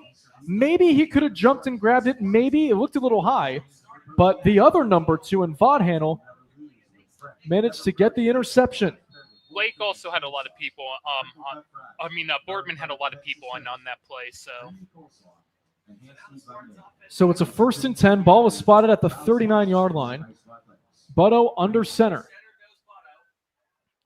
The tailback is Victor DiMargio, and he gets the hairy hero. Actually, this is an end around with Ryan Smith on the right side, 45. Smith taking defenders with him. He'll get no further than about the 48-yard line of Boardman. It'll go for, at most, a run of 9. On the stop there for the Blue Streaks was Kyle Hammer along with Gavin Saltswimmer. And they're going to give him 8 yards on the run. It'll be a 2nd down and 2. Would you expect Boardman to pass more here, Robert? Try and maybe catch the Lake defense off guard if you can execute, unlike the pick 6 that went for 80 yards from Ty George. They may try to play it safe here on this play. Under center, we'll see if they do. They do have a tailback in the form of Victor DiMargio in the backfield. They motion Kelly Pavlik right to left. Butto under center now. Lone receiver out to the left. It's an option run, end around with Ryan Smith trying to go up the middle. He's down at the 49-yard line of Lake. It's enough for a 1st down, and Boardman continuing to use that run game to their advantage, trying to tire this Blue Streak defense out. Definitely was the best choice for them there, and they managed to get it to 1st down. 6:09 and counting left to go here in the first half. We're glad you're with us here on the Q92 Sports Network, where Lake is up 21-0 here in the second quarter. Butto under center. It's DiMargio in the backfield as they now look to their coordinators for the play change. Now Butto under center. Play clock at 8. Here's the snap. Option run again with Ryan Smith up the middle of the field, past the 45 to about the 43-yard line. Nice run there for what looks to be 6. It'll be 2nd down and 4. Fans, as a reminder, make sure you stay tuned for the Q92 halftime show. We'll have news back from our Alliance studios with our own Jeff Mears and analysis from this game, along with a look at the scores from around the area. 5:18 and counting left to go here in the first half. Butto under center facing a 2nd down and 4 on the Lake 43. Victor DiMargio, the tailback, as Butto goes under center. Lake shows a 5-man rush. They send 6. This is going to be Ryan Mitchell in between the numbers, breaking tackles 30. Mitchell down to the 26-yard line. A hard run there from the 6-foot, 190-pound junior running back. It's a 1st down and then some as the Spartans continue to drive down the field. Mitchell was at a straight-up brick wall there, but he definitely pushed through it as far as he could. So Boardman, with their best chance to score since their opening drive, which ended in a fumble. The drive chart so far for Boardman: fumble, punt, pick 6, punt. Can number 5, drive-wise, be the answer and finally break that donut on the scoreboard? On the right side, it's a pass that's complete. Oh, and a nice spin move to the end zone for Victor DiMargio. It's a touchdown for the Spartans.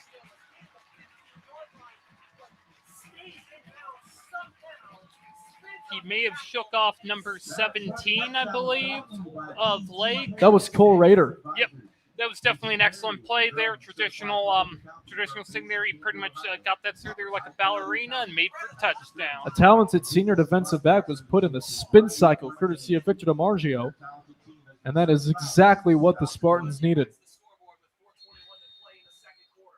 On to kick the extra point, a left-footed kicker in the form of Oswaldo Salinas.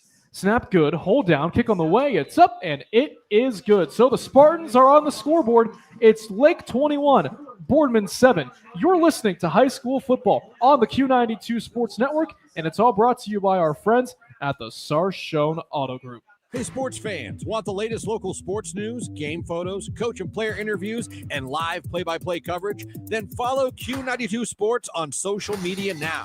We're on Facebook, Instagram, X, Threads, YouTube, and SoundCloud. Like, follow, and subscribe today. Catch the highlights, relive the moments, and stay connected to your hometown teams. Q92 Sports, your home for everything local sports. Real teams, real action, real coverage. Follow Q92 Sports on social media. Welcome back, everybody, inside Spartan Stadium in Boardman, where the Spartans are on the board. It was a 28-yard pass play and a great spin move there from Victor DiMargio, the running back, on the screen. And once he spun, he had nothing but green grass in front of him. What do you think was the reason why they were able to go down the field and score compared to the other drives that they had? Because they were in position. Definitely excellent reading by, you said it's Vincent DiMarco? That's DiMargio, yes. DiMargio, yep. Definitely excellent reading by Vincent DiMargio, and he's definitely a key to that touchdown. Salinas on to boot it away. It's a squib kick that is falling on. Oh, and he can't hang on to it. The ball is loose, and the Spartans have it. Holy cow, at the 31-yard line, the Spartans recover. They went on a squib, and it surely looks like Cole Rader fell on it, and it just slipped through, and it was recovered by Coben Scarcella. Boardman's definitely turning the tables on Lake. Yes, they are. And what seemingly in a moment, Boardman is back in control of this game. 21-7, Lake leads. 4:16 left to go here in the half. Oh, and what do we have here? The official said something along the lines of they might have to re-kick this. Definitely. DJ Dota is livid on the sideline. Definitely some booing. Yes, they are. I wonder if it's because, well, it definitely went 10 yards, I'll tell you that. And that is unbelievable. So Oswaldo Salinas has to trot back out there. Both kickoff units are back out there. Salinas to boot it. Do they try it again? Do they try it again? That's what I think everyone wants to know. We'll see what DJ Dota, the fourth-year head coach out of Boardman, will do here. Try and see if Lake is expecting it. Salinas puts his hands up, approaches the football, and boots it. It's a squib again, but this time with a little more oomph in as it'll be recovered at around the 9-yard line. This is tied to George on the right side, and he's leveled down at the 22. Tackle made by Kelly Pavlik. So Lake will take over and try and take advantage of what many feel here in Boardman to be a robbed possession from the officials. 4:09 left to go in the first half. Lake has all 3 timeouts. Boardman has 2. They clap out of the huddle. Definitely not a lot of timeouts used. Quire in the shotgun. They go trips left, one to the right. Low snap, but they play action it. And a one-handed grab by DeGeorge is made. He's off to the races. DeGeorge tripped up at around midfield. First down, Blue Streaks. As saving the touchdown was Ray Vodhanel, the young man who had the interception. He'll be brought down at the 50. It'll be a 20-yard pass play. First down. Blue Streaks are moving quickly as we approach under 4 minutes to play here in the first half. Trips left, one to the right. Quire in the shotgun. Takes the snap and gives it to the running back. This is going to be Shannon Billiter as he's taken down on the right side. Good play there, 5+ yards. I believe that looks to be about a 7-yard gain. No, they're going to make it 6. It'll be spotted out at the 44-yard line of Boardman as Lake trying to convert again. Trips left, one right. Quire in the shotgun. Will throw a wide receiver screen tied to George with blockers on the left side. Breaks a tackle 40. Stiff arms another man 35. Down the left sideline 30. He's tackled out of bounds there by Vince Butto. The quarterback makes his first tackle on defense tonight. So that stops the clock with 3:19. Lake deep into Boardman territory.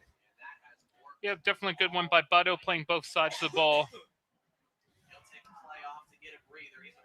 So they'll get a breather here in terms of trying to adjust back to the play as Alex Quire calls his number. One receiver left, trips right. Quire in the shotgun.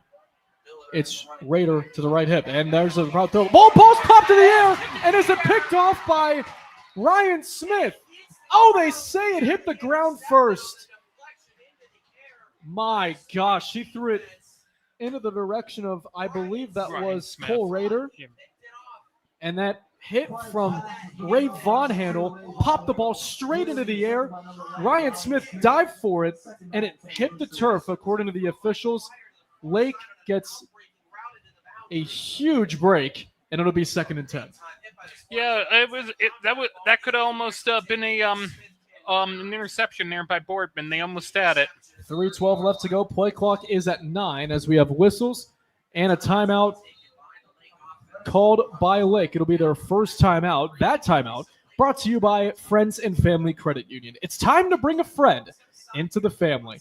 Well, Robert, we'll keep it here. Your thoughts so far on this craziness that was the second quarter? Not even that, just the last 3 drives. Definitely been an amazing last 3 drives. I mean, definitely we almost had 2 almost interceptions by Boardman. So even though Boardman's trailing, it's definitely not on the lack of trying on their part.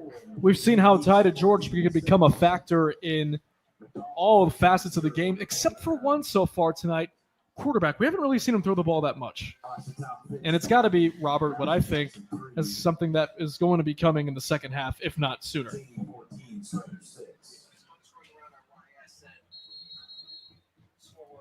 Let's go take a look around the area for scores. CVCA on top of Canton South, 35-0 at the half. Louisville on top by 1, 14-13, 56 seconds left in the first half. West Branch on top of New Philly, 7-0, 55 seconds left to go in the second quarter. One receiver left, trips right, look again for the Blue Streaks. Every play has had this look. In the shotgun, it's Quire. He takes a snap, looks right, he'll run it. Up between the numbers 30, 25, cuts left 20. Sutter move 15. Quire staying on his feet, spinning and being wrestled down to the 14. The ball comes out. Quire falls in it back at the 19, but the officials say that he was down by contact. It's a first down as Alexander Quire, for the first time tonight, doing it with his legs. Yeah, it was almost a bad move there by Alexander Quire, but he was definitely down there, even though the ball got out. Lake 21, Boardman 7, 2:55 and counting left to go here in the first half. Quire in the shotgun. At his right hip, Shannon Billiter. It's going to be Billiter on the left side. 2 Spartans were there in on the stop. That was Victor DiMargio and Ryan Mitchell. We do have a flag down in the backfield. And here's the call. Sideline warning, Boardman. Just a warning. Huh. Well, they give it a sideline warning as something must have happened. We didn't get a great view of it here in the booth. But regardless, Lake will try to go have a 3-touchdown lead. 2.5 minutes left to go here in the game. Play clock in the half, I should say. Play clock at 5. One receiver left, trips right. In the shotgun, Quire takes the snap. Read option. He'll take it himself and has room. 10. Quire 5. He gets sandwiched at the 4-yard line. A big hit there, laying his body on the line, but it's a first and goal for the Blue Streaks. Blue Streaks brought down by number 7 and number 9 for the Spartans. That run goes for 9 yards. As they're going to spot him down, or excuse me, for 10. They'll spot him at the 4. It's first and goal.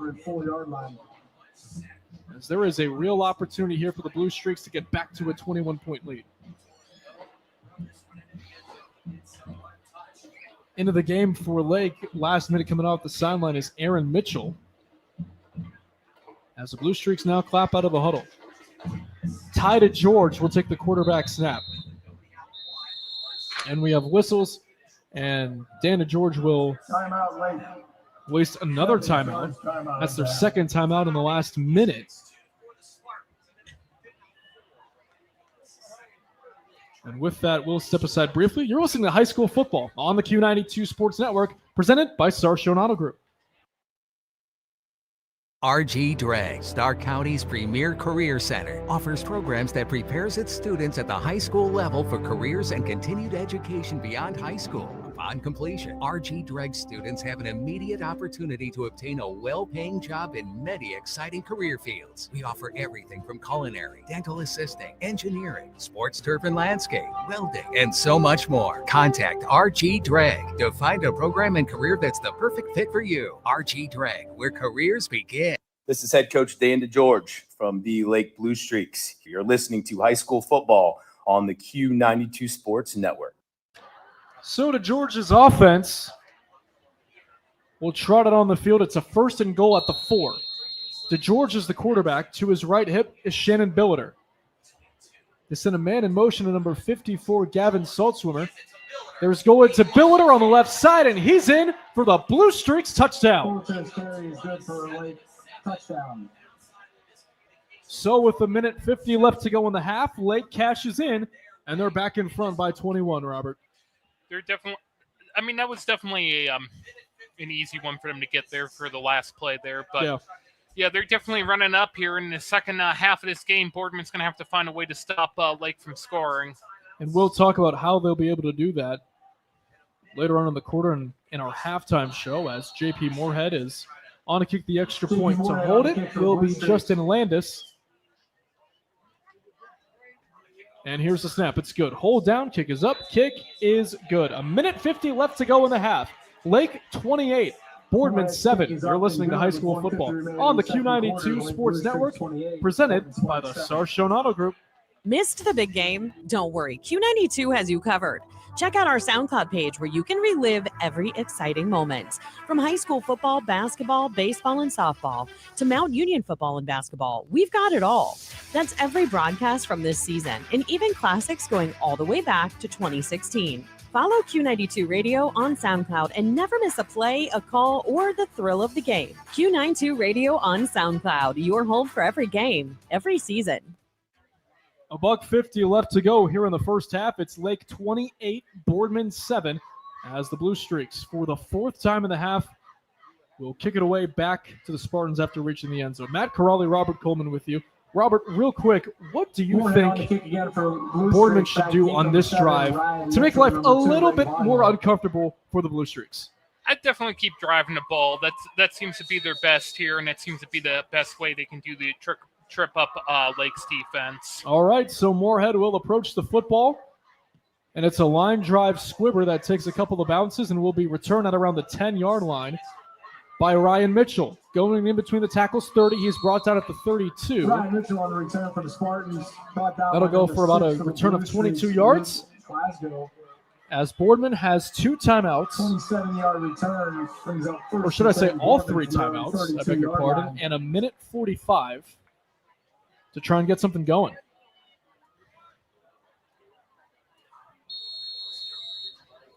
So Vince Butto and his offense take the field. 2 receivers go out wide to the left, 1 out wide to the right. That's Cole Rader. Butto in the shotgun.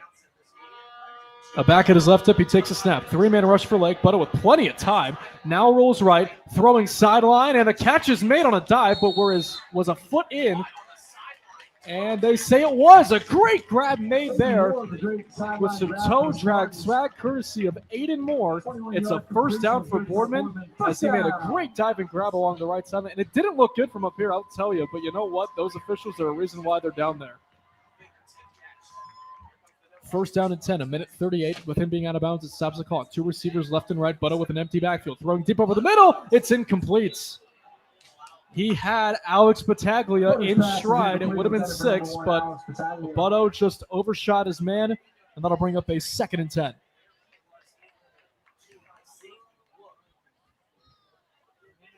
That could have been the chance for the Spartans, as that would have been an easy Sunday stroll to the end zone on that one, Robert. Definitely. 2 receivers left, 1 right. Lone man is Aiden Moore. Here's the snap. Butto with a clean pocket, plenty of time. He now has to step up and run. 45-40. He's taken down at the 38-yard line. Tackle made by Grady Widener. Chris Butler, the keeper for the Spartans, brought down by number 9. So go for about Grady Widener for the Lake. 9 yards, and that'll bring up Boardman, 3rd and 1. Timeout Boardman, number 2. He definitely read that to the best ability he could. So Boardman will call a timeout. It's their first of the half.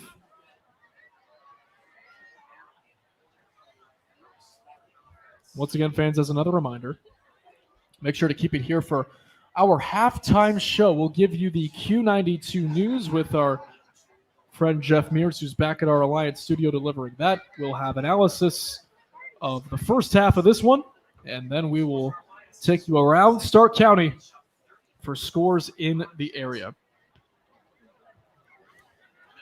So, Robert, say your head coach, DJ Dodo of the Boardman Spartans, down 3 touchdowns, a minute 50 left to go in the first half. What do you think is the message at the break? His message is definitely have to be, we're going to have to keep Lake from scoring. We're going to have to try to stick to the game plan and definitely, in my opinion, do the running game, because that's their seems to be their where they have it this game. 2 receivers left and right. The catch is made at around the 30-yard line. He's down by contact at the That was 30-yard Ryan line. Smith. As we stop the clock again, it's going to be a first down.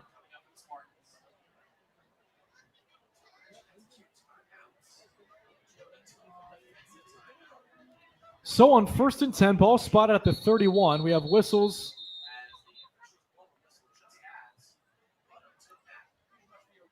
It was just as Butto was taking the snap. Snap before they're ready for play. All right. Haven't heard that one before, but you know what?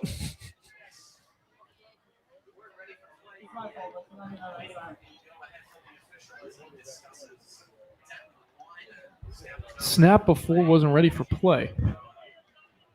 A referee, excuse me, accidentally left his mic on. You can hear Vince Butto being like, "That's my bad, I didn't even do that."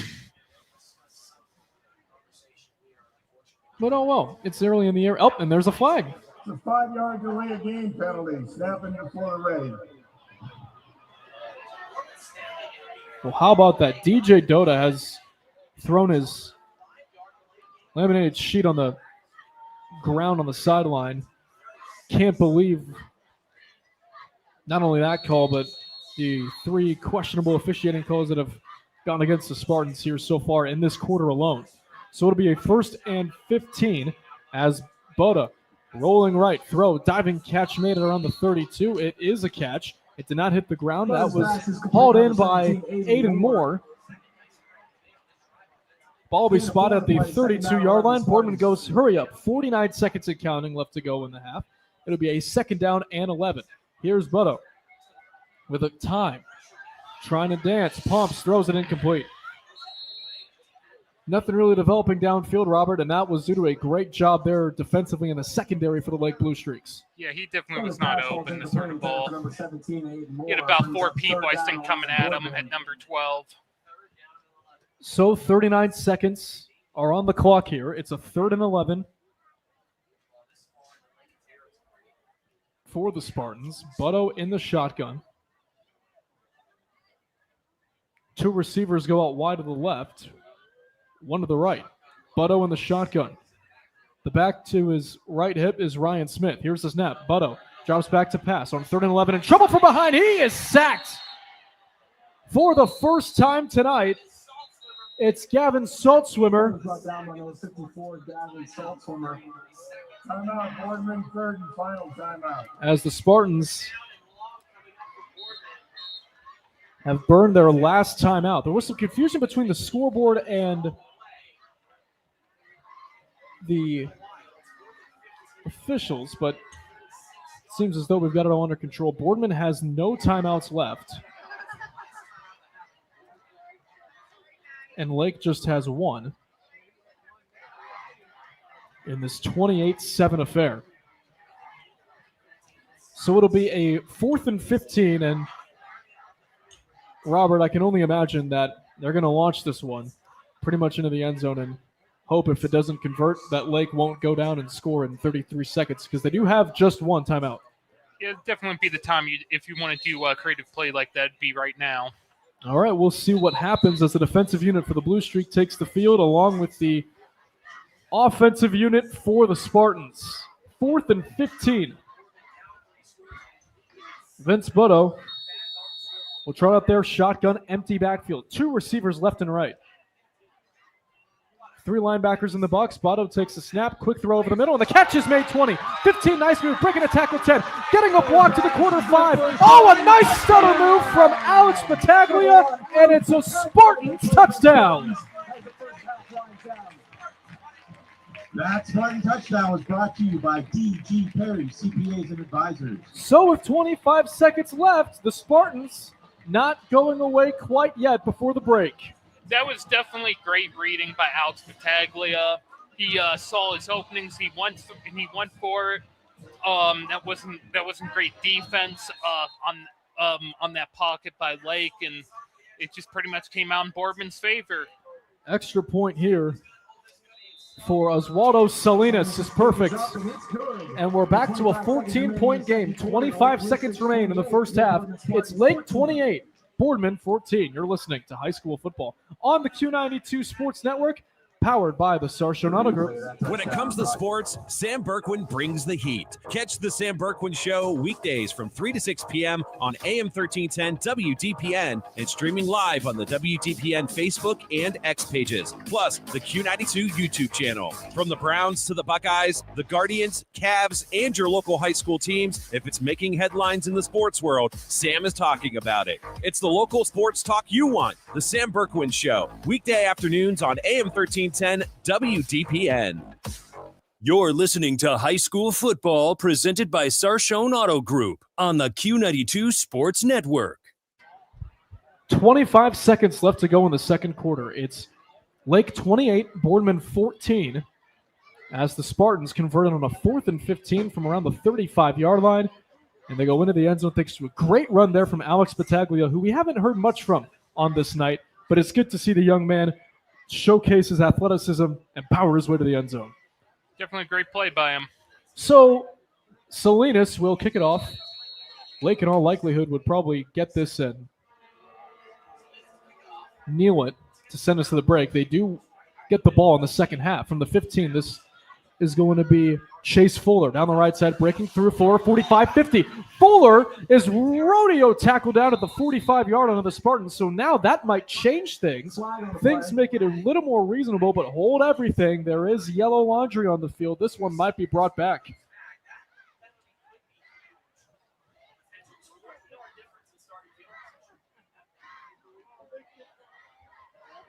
Officials are talking about it now. It happened about 10 yards behind where Fuller was. 10-yard penalty, first down. So Quinn Snyder has his first penalty of the day.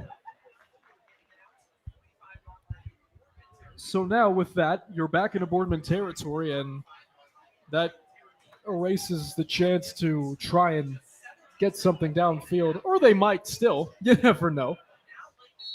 But the more practical thing to do is just pretty much kneel this out and go into the locker room with a 2-touchdown lead. It'll be interesting to see in the second half how Lake adjusts to Boardman continuing to show up and score touchdowns, because it seems as though that they're going to run away with it, and then all of a sudden Boardman says, not so fast. Well, for Lake, we do have a whistles.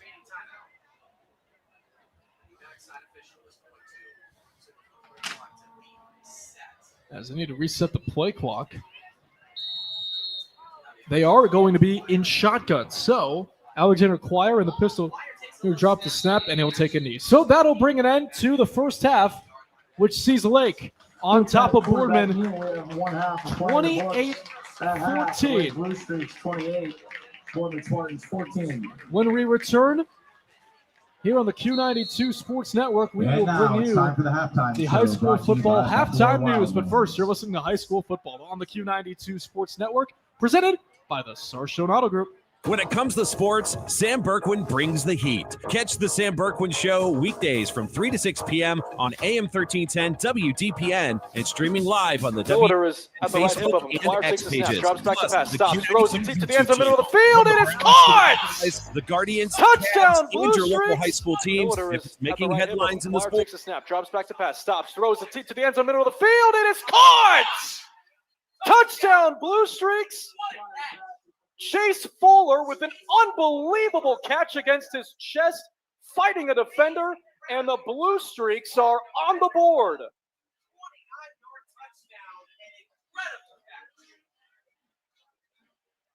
My goodness.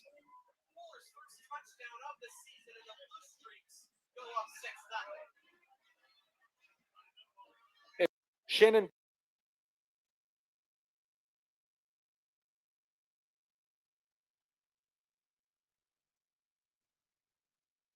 Missed the big game? Don't worry, Q92 has you covered.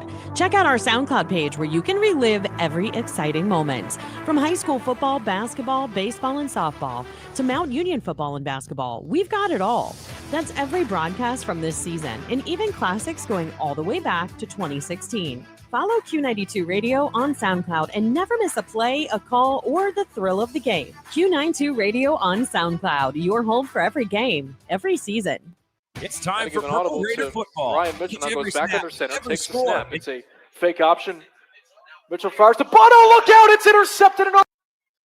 Had to give an audible to Ryan Mitchell. Now goes back under center, takes the snap. It's a fake option. Mitchell fires to Bono. Look out! It's intercepted and overthrown. 40 at the 50 right side. 40 is tied at George. 35-30. Bono to beat 20. Gets a block. Cuts left. 15, 10, 5. It's a pick six for tied at George.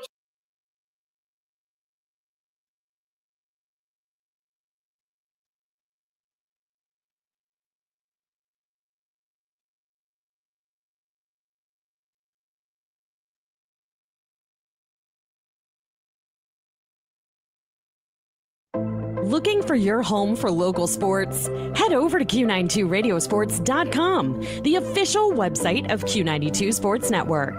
Catch every live broadcast of high school games and Mount Union sports. Stay up to date with the latest local sports stories. Check scores from around the area and never miss a game with our full broadcast schedule. It's everything sports all in one place. Q92Radiosports.com. Answer and finally break that donut on connection. the scoreboard. On the right side, it's a pass that's complete. Oh, and a nice spin move to the end zone for Victor DiMargio. It's a touchdown for the Spartans.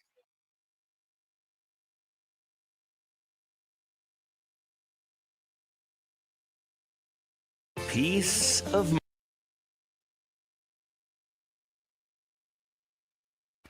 All right, welcome back, everybody, to Spartan Stadium here in Boardman, Ohio, where the Blue Streaks lead at 28-14 over Boardman. And now it's time to send things over to Jeff Mears and our Q92 News. Jeff? From the newsroom, I'm Jeff Mears with this halftime edition of Q92 News. A man is headed to prison for a fatal shooting in Perry Township. 43-year-old Myron There's Johnson. going to Miller on the left side, and he's in for the Blue Streaks touchdown. County Common Pleas Judge Kristen Farmer to 16 to 21 and a half years behind bars. He was also given 2 to 5 years probation. Johnson pleaded guilty to charges of voluntary manslaughter, felonious assault, and having weapons under disability. He was initially charged with murder in the slaying of 57-year-old David Ward, but took a plea deal. Ward was found shot to death in his Lincoln Way East apartment in July 2024. When charges were filed in December, Johnson was in a state prison for a parole violation. A Canton man has pleaded not guilty to charges of killing his live-in boyfriend. An attorney for 34-year-old Daniel Matei entered the written plea today during his client's arraignment in Stark County Common Pleas Court. Matei was indicted Wednesday on charges including murder stemming from the slaying of Ryan Godby of Canton. He disappeared after leaving a nightclub on Cherry Avenue Northeast June 19th. Matei allegedly beat and choked him the following day. Godby's body has not been found. Police haven't released a motive. Matei is scheduled to return to court September 9th for a pre-trial hearing. The Highway Patrol is investigating a single vehicle crash in Sandy Township. Linebackers in the box. Bottom takes a snap, quick throw over the middle, and the catch is made 20. 15, nice move, breaking a tackle 10. Getting a block to the corner 5. Oh, a nice stutter move from Alex Battaglia, and it's a Spartans touchdown. Max Martin touchdown was brought to you by It happened just before 6 a.m. today on Route 43. 22-year-old Michael Weaver of Canton was northbound when his car went off the right side of the road, struck a tree, and caught fire near Indian Run Road. Bystanders pulled him from the vehicle. Weaver was taken to Alton Hospital, where he died of his injuries. Stark County's jobless rate sees a small increase. July unemployment was 5.4%, up from June's figure of 5.1%. According to Ohio Job and Family Services, it was 4.7% in July 2024. Carroll County's unemployment increased to 5.3%, while Columbiana County's was unchanged at 5.6%. In Mahoning County, the jobless figure rose to 6%, and Portage County's increased to 5.4%. Unemployment across Ohio was up to 5%. The Hall of Fame Village and the owners of Pizza Oven restaurants are dueling in court. Bear Management, which owns the restaurants, says it has exclusive rights to sell pizza in the village and says the village reneged on that promise. Bear Management says a deal was reached with third-party vendor AVI Food Systems, giving Pizza Oven exclusivity in the village. AVI is no longer the vendor, and the suit says the village has taken the position the exclusive supply agreement is unenforceable. The suit was filed in Stark County Common Pleas Court, asking a judge to terminate the lease. The restaurant opened in fall 2023. Work to replace a pedestrian bridge at Sippo Lake Trail is expected to be complete in mid-September. Stark Parks says the project will cost about $54,500. The repository reports money came from individual and corporate donations. A 40-year-old Canton man was charged with arson for setting a fire in March, which destroyed the walking portion and railing over 150 feet between Exploration Gateway and the Sippo Marina. The work will be done by Red Sun Construction of Wadsworth. Nimishillen Township trustees purchased personal protective fire gear Thursday. WDPN's David Schur reports. Using $14,667 of grant funds from the State of Ohio Fire Marshal, trustees approved Fire Chief Adam Gladys's request to get 4 sets of personal protective fire gear from Municipal Emergency Services of Warren, Ohio, for $18,555. Trustees also approved $16,580 purchase of asphalt from Allied Corporation. 3 quotes for a road and maintenance office's security system were discussed and tabled for further study. And they declared 5122 Glen Oak Avenue as a nuisance due to high weeds, grass, debris, and an unregistered vehicle. More news after this. The Q92 Sports Network brings you more high school football and basketball games than anyone else, by far. But did you know that you can go back and listen to our broadcast again? Simply go to the Q92 radio page on SoundCloud. We posted the games we broadcast for everyone to go back and relive. We have playlists filled with our high school football broadcasts from 2016 to this season. So go to SoundCloud now, follow Q92 Radio, and listen. And thank you for listening to all of our sports broadcasts of high school football and basketball on the Q92 Sports Network. A man who is a chaplain at Alliance Community Hospital has pleaded not guilty to 85 counts of pandering obscenity involving a minor. The plea was entered Thursday in Columbiana County Common Pleas Court by the attorney for 37-year-old Joseph Sabella of Knox Township. He appeared for his arraignment. A pretrial hearing is scheduled for September 19th. Sabella was indicted earlier this month. The Mahoning Valley Human Trafficking Task Force arrested him at his Stanley Drive home July 2nd. The search reportedly revealed thousands of images of children taking part in sex acts or in states of nudity. Sabella is on paid leave. A lawsuit filed against the Portage County Sheriff's Office by a Manaway police officer has been tossed out of court. The suit was brought by Miranda Brothers. In Wednesday's dismissal, federal judge Bridget Meehan Brennan cited non-compliance of court orders by Brothers and her attorney. The case was dropped without prejudice, meaning it cannot be refiled. A deputy reported Brothers left her 5-year-old child in the care of a known sexually oriented offender at a village apartment on New Year's Day 2024. She was placed on paid administrative leave. Brothers accused Sheriff Bruce Zukowski and arresting deputies of filing a complaint that contradicts sworn testimony of deputies who observed the child and continuing the case after deputies found no evidence to support the allegations. A child endangering charge was dismissed in July. Sentencing will be September 16th for a Youngstown man who admitted forcing at least 6 women into prostitution. 36-year-old Larry Burgess pleaded guilty to compelling prostitution, corrupting another with drugs, and trafficking in cocaine. Burgess was to go on trial September 29th. His guilty plea meant the dismissal of 2 counts of rape and several drug and weapons charges. This week's school shooting in Minneapolis has brought action from the Youngstown Catholic Diocese. Bishop David Bonar Thursday announced a task force to address safety and security issues. 2 children were killed and 17 others injured in Wednesday's incident. According to WFMJ-TV, Bonar says the diocese already has emergency plans in place, with schools conducting emergency drills and starting on-site safety inspections last year to make sure best practices were followed. We'll return you to the stadium for the second half of tonight's game, but first a look at the forecast. For the overnight, patchy fog, otherwise mostly clear skies, and a low near 45. Fog will make way for sunshine Saturday with a high around 72. From the Q92 newsroom, I'm Jeff Mears. Oh, thank you, Jeff. Robert, you hear that? Low of 45? Oh. I know, crazy for this time of year. Late August. Get ready to bundle up. It's football weather. And we like it that way. So when we come back, we will take a look around Stark County and give you the scores that are going on in the area in week 2 of the high school football season. But first, you're listening to the High School Football Halftime Show on the Q92 Sports Network.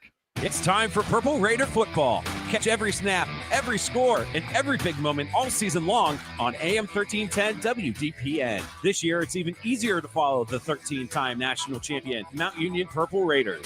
Listen live on AM 1310, the WDPN Facebook and X pages, and streaming on the Q92 YouTube channel. Sam Berkwin and Ryan Bevere are back in the booth, bringing you all the action. Don't miss a minute of Mount Union football on AM 1310 WDPN. Hey, sports fans, want the latest local sports news, game photos, coach and player interviews, and live play-by-play coverage? Then follow Q92 Sports on social media now. We're on Facebook, Instagram, X, Threads, YouTube, and SoundCloud. Like, follow, and subscribe today. Catch the highlights, relive the moments, and stay connected to your hometown teams. Q92 Sports, your home for everything local sports. Real teams, real action, real coverage. Follow Q92 Sports on social media. Peace of mind. It's one of the most important benefits that we can offer at Friends and Family Credit Union. Welcome to Family Secure Checking. It offers unrivaled security to protect your everyday finances and purchases, as well as comprehensive identity theft protection and reimbursement coverage, credit file monitoring, benefits for travel, shopping rewards, and cell phone protection that includes repair or replacement for up to 4 phones on your cell phone plan. It's time to bring a friend into the family. When it comes to sports, Sam Berkwin brings the heat. Catch the Sam Berkwin Show weekdays from 3 to 6 p.m. on AM 1310 WDPN and streaming live on the WDPN Facebook and X pages, plus the Q92 YouTube channel. From the Browns to the Buckeyes, the Guardians, Cavs, and your local high school teams, if it's making headlines in the sports world, Sam is talking about it. It's the local sports talk you want. The Sam Berkwin Show, weekday afternoons on AM 1310 WDPN.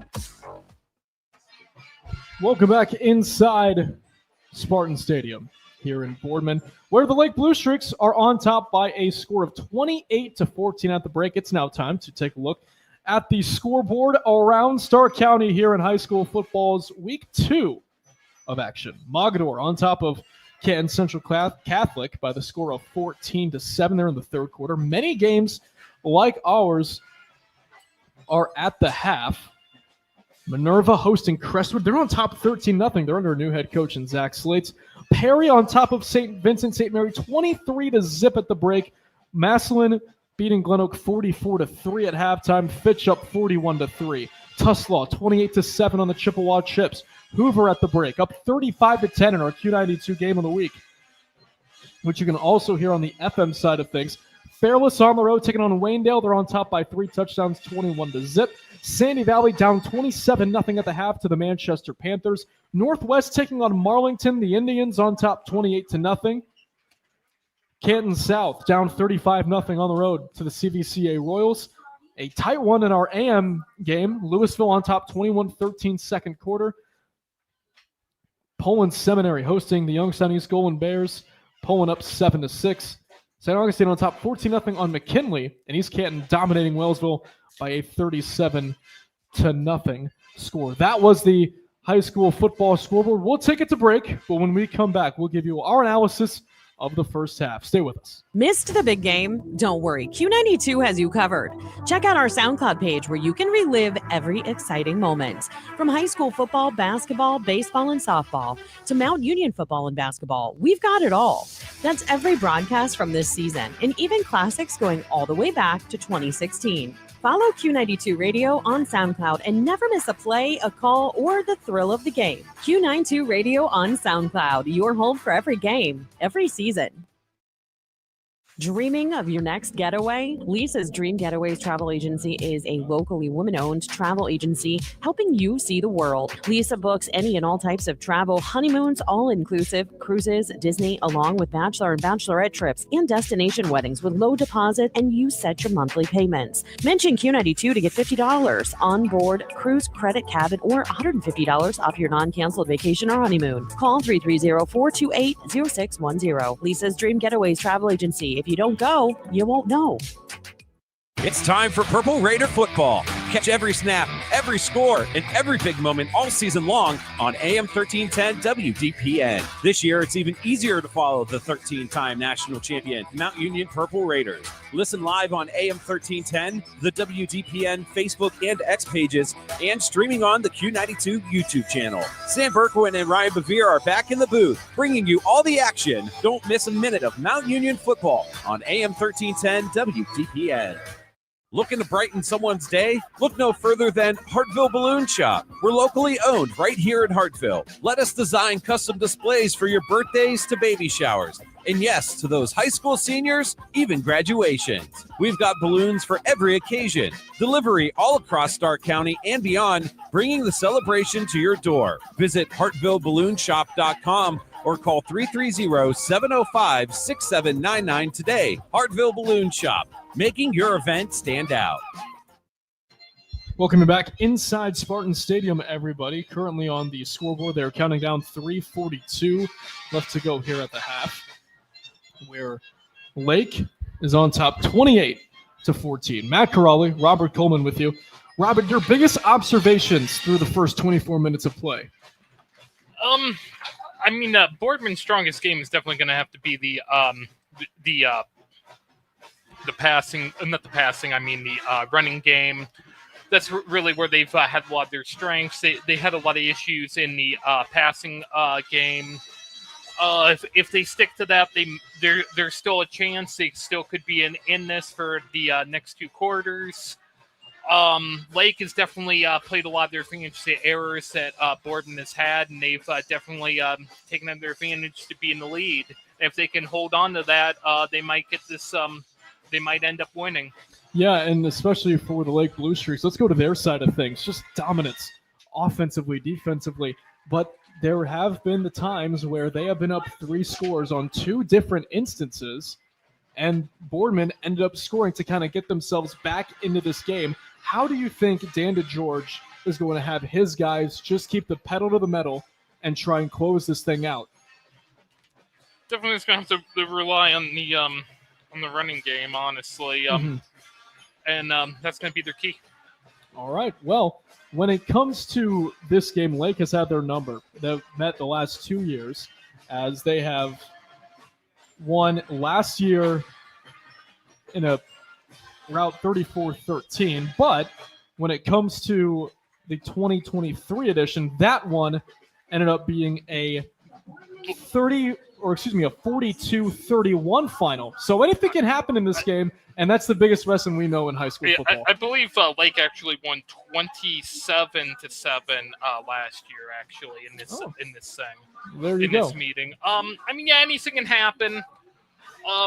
They're definitely in it. In the beginning of this game, I don't think Boardman was necessarily in it, but they started to iron out the wrinkles, and it seems like they could do this. They're about, 3 touchdowns away from being in the lead? Or They are. Yep, 3 touchdowns away, which isn't that bad. You could do that in 2 quarters, and so, they're still in it. All right. Well, with the Boardman marching band departing the field and both teams not coming out yet, actually, Boardman has just walked out onto the field. We will step aside real quick and give you the first half highlights in case you missed it earlier in our broadcast. Drive-wise, be the answer and finally break that donut on the scoreboard. On the right side, it's a pass that's complete. Oh, and a nice spin move to the end zone for Victor DiMargio. It's a touchdown for the Spartans. Shannon Billiter is at the right hip of him. Clyre takes a snap, drops back to pass, stops, throws it to the end zone, middle of the field. It is caught!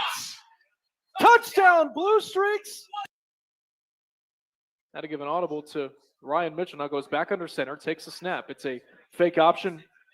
Mitchell fires to Bono. Look out. It's intercepted and overthrown. 40 at the 50 right side. 40 is tied at George. 35-30. Bono to beat 20. Gets a block. Cuts left. 15, 10, 5. It's a pick six for tied at George.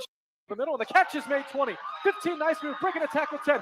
Getting a block to the corner 5. Oh, a nice stutter move from Alex Battaglia. And it's a Spartans touchdown. There's going to Billiter on the left side, and he's in for the Blue Streaks touchdown. All right, well, we've had a heck of a first half, haven't we? Definitely. 5 scoring plays when it all said and done. When it comes to these two schools, I beg your pardon, 6. Especially that touchdown by Alex Baglia. That was he pretty much read that saying he got the right footwork and he got in for a touchdown. Absolutely. And especially in terms of Victor DiMaggio, I mean, the athleticism that the running back showed, the spin move.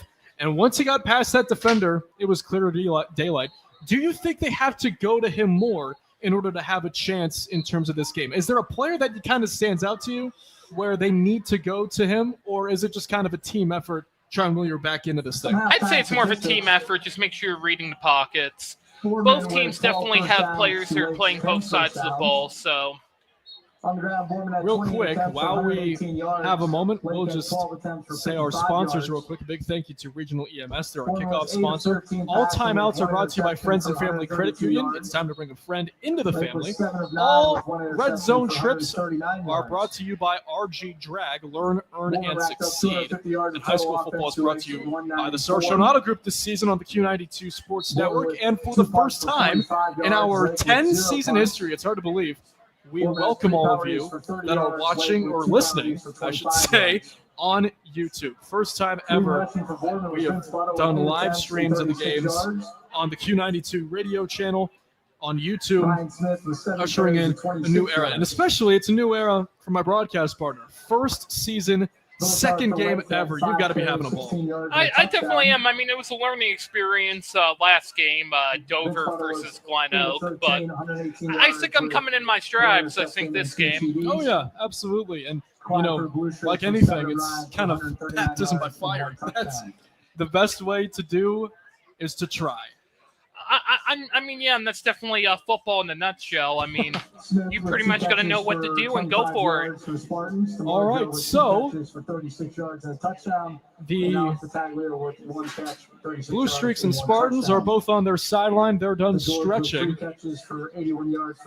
As Robert, I get this feeling that it's a 2-touchdown game, but it doesn't really feel like it. It feels like Lake has a larger lead in this. Do you think it's because of how much they've been firing on all cylinders, because they've used the big play as compared to Boardman when they've just ran the ball methodically down the field on scoring drives? Yeah, that, and definitely probably how much Lake has had control of the ball. If I saw the stats, I'd probably guess that Lake has had more control of the ball than Boardman has. Spartans need a stop in order to keep this momentum going that they ended the first half with on a touchdown, as they will kick it back to the Blue Streaks to begin the second half. Oswaldo Salinas puts the ball on the tee.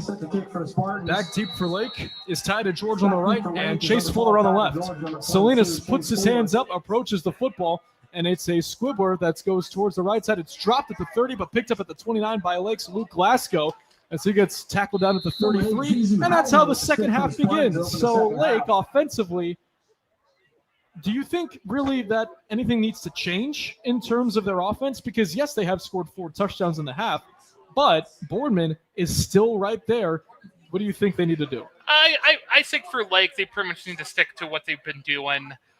Boardman's definitely going to iron out the wrinkles, but Lake's going to have to stick to what they're doing and look for openings, and they have this game, and they might actually pull in through. On 1st and 10, 2 receivers left, 1 to the right. As this is going to be Quire in the shotgun, giving it to the running back on the right. It's at the 36-yard line to the form of Shannon Billiter. It's a gain of a couple. It'll be second down and what looks to be 6 on a pickup of 4. Riser Grill and Tavern is your Spartan Victory Party headquarters. We have amazing food, drinks, and fun. Stop in after the game. So for Lake, Choir comes back from the sideline after talking with head coach Dan DeGeorge in his 13th season at Lake. He's 20 games over 500 as a Blue Streak. Empty backfield for Choir as he takes a snap and will keep it himself on the right option 40. On the left side, he gets down at the 41-yard line, make it the 42. We do have a flag down in the backfield. Robert, what do you think you saw there? I think they slipped up on that one. I think they slipped up on that one. That's what caused the flag in the play. Holding number 6. 10 yards from the previous spot. That was a holding penalty on number 6. It's a 10-yard on this down. All right, so that'll move the Spartans back. That'll place the ball at around the 27-yard line, as now we have some whistles. And, well, it was placed on the left hash and needed to be on the right. So they'll do that here as a 2nd down and 16. The ball was spotted on the Lake 27. Trips left, one to the right. Choir in the shotgun. To his left hip is Billiter, and we have a flag. This has been a really penalty-heavy. Ball start, offense, 5-yard penalty, 2nd down. Penalty-heavy 2nd and 3rd quarter. About the last 13 minutes or so, because I say that especially with the fact that the first half was actually pretty clean between these two squads. Definitely. All right, so that will back it up even more. Another 5-yard penalty makes it a 2nd down and 21.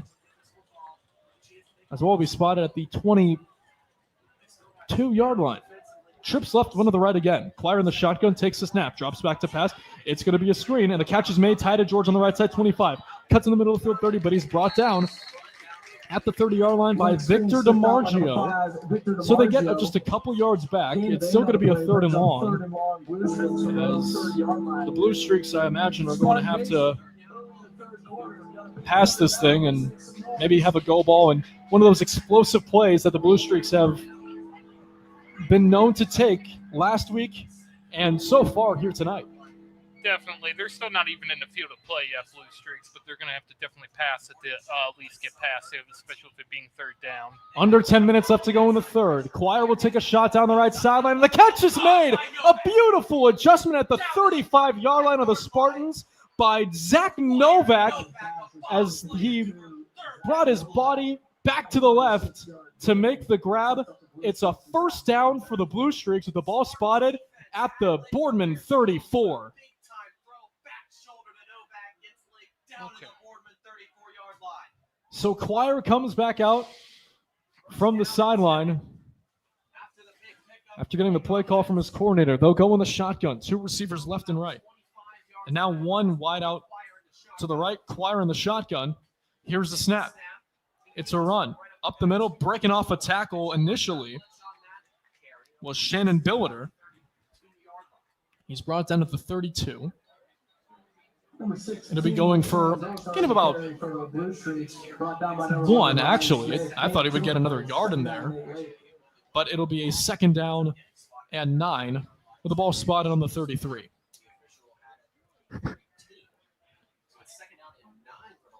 Thank you all for joining us here in week 2 of high school football in the Stark County area. Matt Corrali, Robert Coleman with you. Live from Spartan Stadium in Boardman. 2 receivers left, 1 on the right. In the pistol are the Blue Streaks. Boardman shows a blitz, but Ty DeGeorge takes it. Turning on the Jets, left 20. He is loose! Touchdown, Blue Streaks! 3 touchdowns for Ty DeGeorge, and it's a 3-score lead again for the Blue Streaks. It's a 33-yard score, and Robert Boardman sent the house. But the problem was there was a wide open hole on the left side. He was able to get through it, and with his speed, he managed to get his way to the end zone. Excellent play by Ty George. Honestly, he saw the gap in there to the left, and he went for it. So with that, it is now a 34-10 lead. J.B. Moorhead now on to try the extra points, but good. Hold down. Kick on the way, and the kick is good. In the 3rd quarter, with 8:43 left to play, it's Lake 35, Boardman 13. You're listening to High School Football on the Q92 Radio Sports Network, and it's powered by the Sarshone Auto Group. Looking for your home for local sports? Head over to Q92radiosports.com, the official website of Q92 Sports Network. Catch every live broadcast of high school games and Mount Union sports. Stay up to date with the latest local sports stories. Check scores from around the area and never miss a game with our full broadcast schedule. It's everything sports all in one place. Q92radiosports.com, your local sports connection. This is head coach Dan DeGeorge from the Lake Blue Streaks. You're listening to High School Football on the Q92 Sports Network. 8:43 left to go here in the third quarter as Lake puts on another touchdown on the board. This one coming from a 33-yard touchdown run from Ty DeGeorge, his third of the night. Matt Corrali and Robert Coleman with you as J.P. Moorhead will boot it. In between the hashes, middle of the field at around the 12, it will be returned at the 25-yard line, make it the 28. That looked to be for Boardman, Vince Butto, or I beg your pardon, that's actually Ryan Mitchell on the return. And Boardman will set up shop there. So this will be Boardman's first drive of the second half. What are you expecting that head coach DJ Doda pulls out here with his team down, again, 3 touchdowns? But if history tells us anything else, it says they're going to go right down the field and score, as they did that on 2 drives where they were down 3 scores. With first down, they're probably going to try to run the ball. This is probably going to be definitely their best play on this. It's a formation we've seen before, too. Yeah, this is a wing T spread that when we talked with Lake head coach Dan DeGeorge on Wednesday night, it was something that he doesn't like doing. The wing T offense is something that is very hard to prepare for. They'll run it, and it's a keeper. This is Butto on the right side, in between the numbers at the 35. We do have a flag down late. Could we have a hold on Lake? That's the question.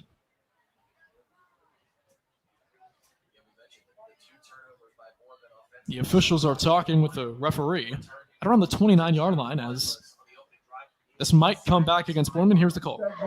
Personal foul, late hit, number 31, White. 15-yard penalty, tacked on to the end of the line. First down. All right, so that was Aaron Mitchell. That was his first penalty on the night, as the ball will be moved up now to what looks to be midfield, and that's exactly where they'll spot it, on the right hash. Boardman, can they capitalize on the penalty? Butto going under center. The lone back is Victor DiMargio. Lone receiver out wide right looks to be Ryan Smith. No, I beg your pardon, that's actually C.J. Rice.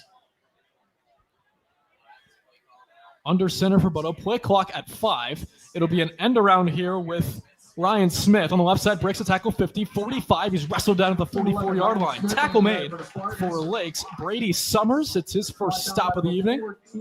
And that gets some ground back. It'll be a gain of 6. It'll be 2nd and 4. Gain of 5 on the play brings up 2nd down and 5. I beg your pardon, that's going to be actually a 5-yard run, 2nd and 5. Butto under center once again. C.J. Rice, the lone receiver, out wide right again. And again, it's DiMargio in the backfield. They all look to their offensive coordinator for the play call. Play clock at 4. Butto takes the snap. It's another end around here with that looks to be Ryan Smith, I beg your pardon, down at around the 42. It's only going to be about a run of 3, maybe 4 at most, but this looks to be going to be a 3rd and 2 here, Robert.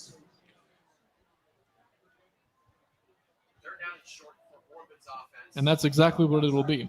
The ball was placed in between the 42 and 41, so Boardman can have some fun with this if they want to. They just got to make sure that you have a play that you know works. Yeah, especially with this. You don't see it too often with a ball placed in between two markers like that. All right, Butto will go under center. It's going to be DiMargio, the lone tailback. He gets the handoff on the right side. DiMargio at the 40-yard line, right at the spot. And it looks to be from up here that he was going to be short. He looked as though from up here that he got it, but the officials have him about an inch short, and they're going to go no huddle here. 4th and inches, 6:15 and counting left to go. Down 35-14. Boardman will try to have the Blue Streaks jump off sides. They're going to do a quarterback sneak. Butto fighting for it, and it's going to be close. And he didn't get it. How about that Blue Streak defense? On 4th and inches, it's a quarterback sneak, and Lake says no problem. And they're back on offense once again, Robert. Yeah, that was definitely a rugby play there, a pile like that. Definitely have to find a needle in a haystack for that football. Yeah, that's just bodies everywhere, and it's just a matter of who will bend first. And the Lake defense rose to the occasion. 1 receiver left, trips right. Lake offense back on the field, up 35-14. Ball was spotted at the 41-yard line. Here's the snap. Quire. Wide receiver screen to Ty to George on the right side, 40. 45-50. Going sideline, 45. He's out of bounds at the 45-yard line. It will go for a pass play of about 16 yards and a new set of downs for Lake. And you know, Robert, there is a fan base on the other side from where we are, behind the Lake sideline, that has had to be well-traveled to start this season. Not only do they have to come here in Youngstown, about an hour away, but also they had to go to South Range, also an hour away. And last year they started the season at Pennsylvania, and Dan DeGeorge told us on Wednesday that he tells his players every week how lucky they are to have a fan base like that. More to come after this play. To George, wide receiver screen, 40. 35, breaks through 30. 25, he's brought down from behind at the 24-yard line, making the touchdown-saving tackle for Boardman was Frank Butto. But this is a well-traveled crowd, especially with the student section. It's very impressive for a farther distance game for this Blue Streak squad. Yeah, this has definitely been a good turnout from both sides, too. Absolutely. Boardman here has come out in numbers. Heck, Lake has a sizable, what I believe to be students section. All right, and this is this is going to be Quire on the left side. He's done it around the 18-yard line. A flag is down. Shocker. But you know what? It's just been that type of night. Yeah, a lot of penalties. So Quinn Snyder has his second penalty of the night.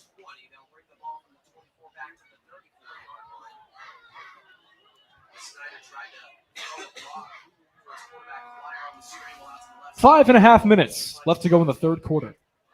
It's Lake 35, Boardman 14. They're going to have to back this ball up about 10 yards. So it'll be a 1st and 20, ball spotted at the 34-yard line of the Spartans. 1 receiver out lone to the left. That is Zach Novak, trips right.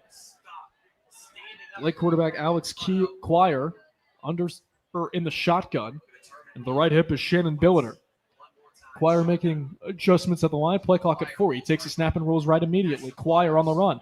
Looking, he'll tuck in and run himself 30. Out of bounds at around the 26-yard line on the right side. As for Alexander Quire, he has had himself a great game here on the road. Doing it with his arm, doing it with his legs. Yeah, honestly, it's a pretty good one for the senior, and he's definitely earned his letter. Oh, absolutely. For the Blue Streaks, 19 returning lettermen out of Division II, Region 5. They went 7-5 a season ago. However, the Achilles heel was the league play. They went 2-4. Here's Quire rolling left on second down. They get it out to the left side. Nice catch made there by Quinn Snyder as he's brought down inside the 15 on a nice move at around the 14. That's going to be around the marker, and they're going to give it to him. It's a first down for Lake on a pass play of 15. So they're going no huddle as Lake, once again, through the air, on the ground. It's just been so tough to stop if you're the Boardman defense. 1 receiver left, lone man out wide is Snyder, trips right. Quire in the shotgun takes a snap. 4-man rush. He goes end zone. It's to George For the fourth time tonight, it's a Lake Blue Streaks touchdown. It's definitely been a great offense by Lake. You got people playing multiple positions, especially the quarterbacks. DeGeorge plays multiple positions. Angle route there by Ty DeGeorge, getting behind a pair of Spartan linebackers. DeGeorge plays both quarterback and defensive back. Mm-hmm. So J.P. Moorhead now on to try the extra point here for the Blue Streaks. Snap. Oh, it's not good. It goes through the hands of that Justin Landis. So now there will be no attempt as the snap was just a little too high. And that will bring an end to that. 4:30 left to go in the third. It's Lake 41, Boardman 14. You're listening to High School Football on the Q92 Sports Network, presented by the Sarshone Auto Group.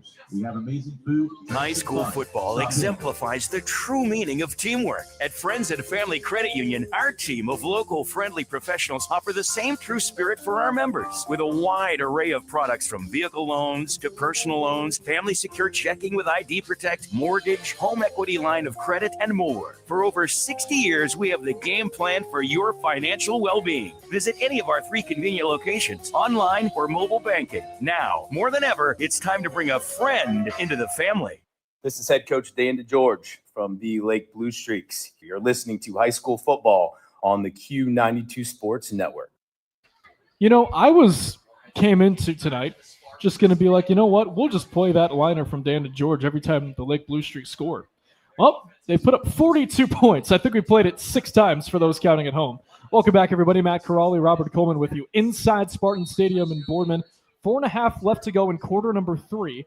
Lake dominating 41-13 the score. This is a line drive kick that takes a couple of bounces, and it'll be recovered at the 11 by that looks to be Ryan Smith. And Smith is swallowed up at the 19. Number of Blue Streaks there on the stop. Among them was Braden Talkington, and along with Justin Landis.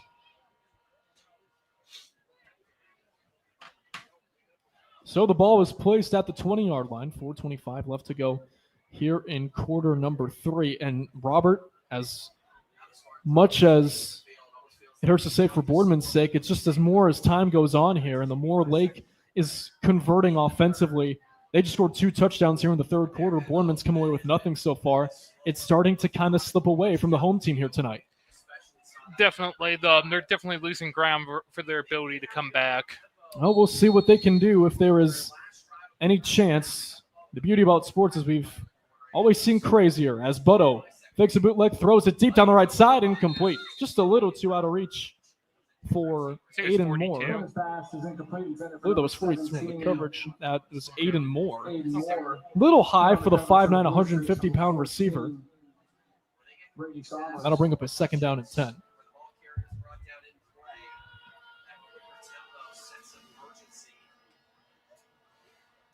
So Boardman will break out of their huddle as Butto will go under center. Lone back in the backfield. One receiver out wide to the right. That is Aiden Moore. Here's a snap. It's going to be a run with that looks to be that's Ryan Mitchell. No gain. The Lake Blue Streaks defense swarming to the backfield again. That'll bring up 3rd and 10. Oh, that was Alex Battaglia, actually. No matter who. And Boardman, this is an offense that has scored 28-plus in their last 4 games going back to the regular season of last year. And so far, they have been silenced by this Lake Blue Streak squad. I'd say it's definitely not on Boardman's part of trying. They've definitely been trying. Yeah, absolutely. And they'll take a timeout. It'll be the first timeout for the Spartans of the second half, and we will take a timeout here as well. 3:43 left to go here in the third quarter with the score.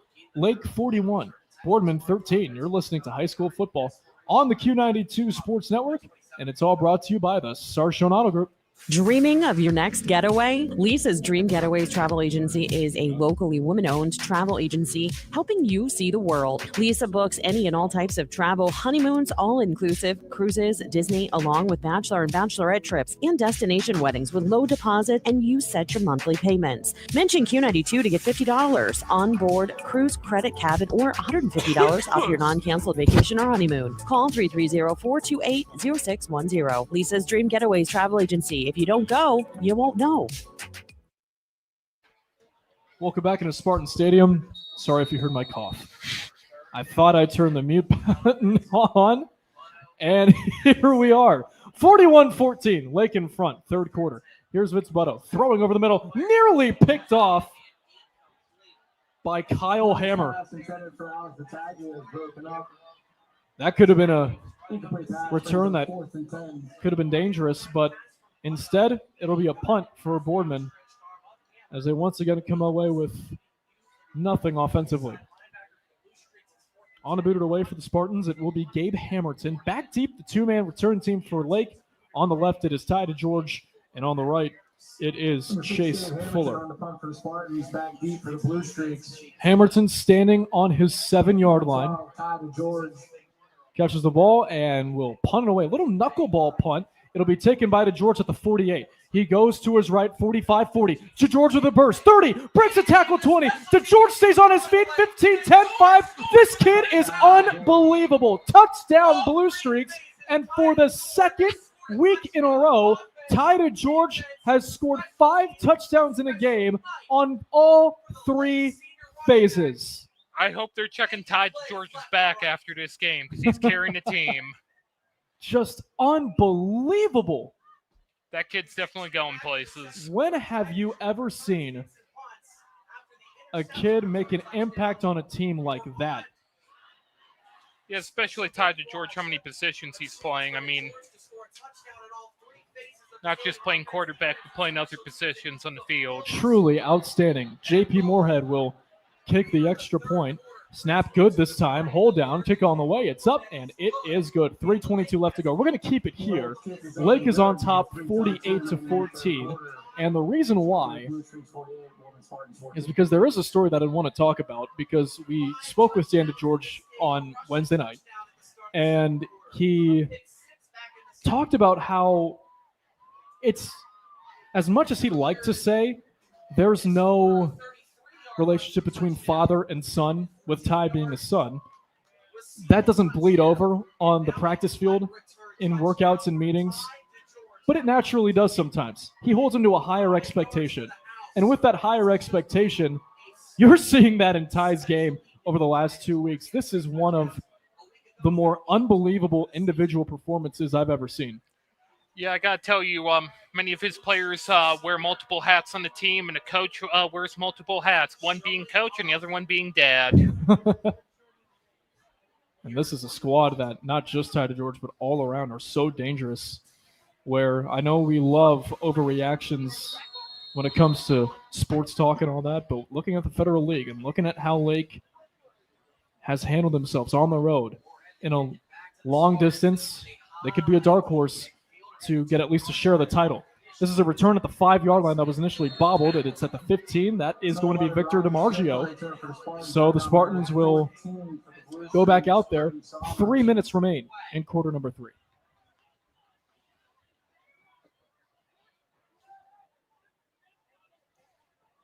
It is a 34-point game.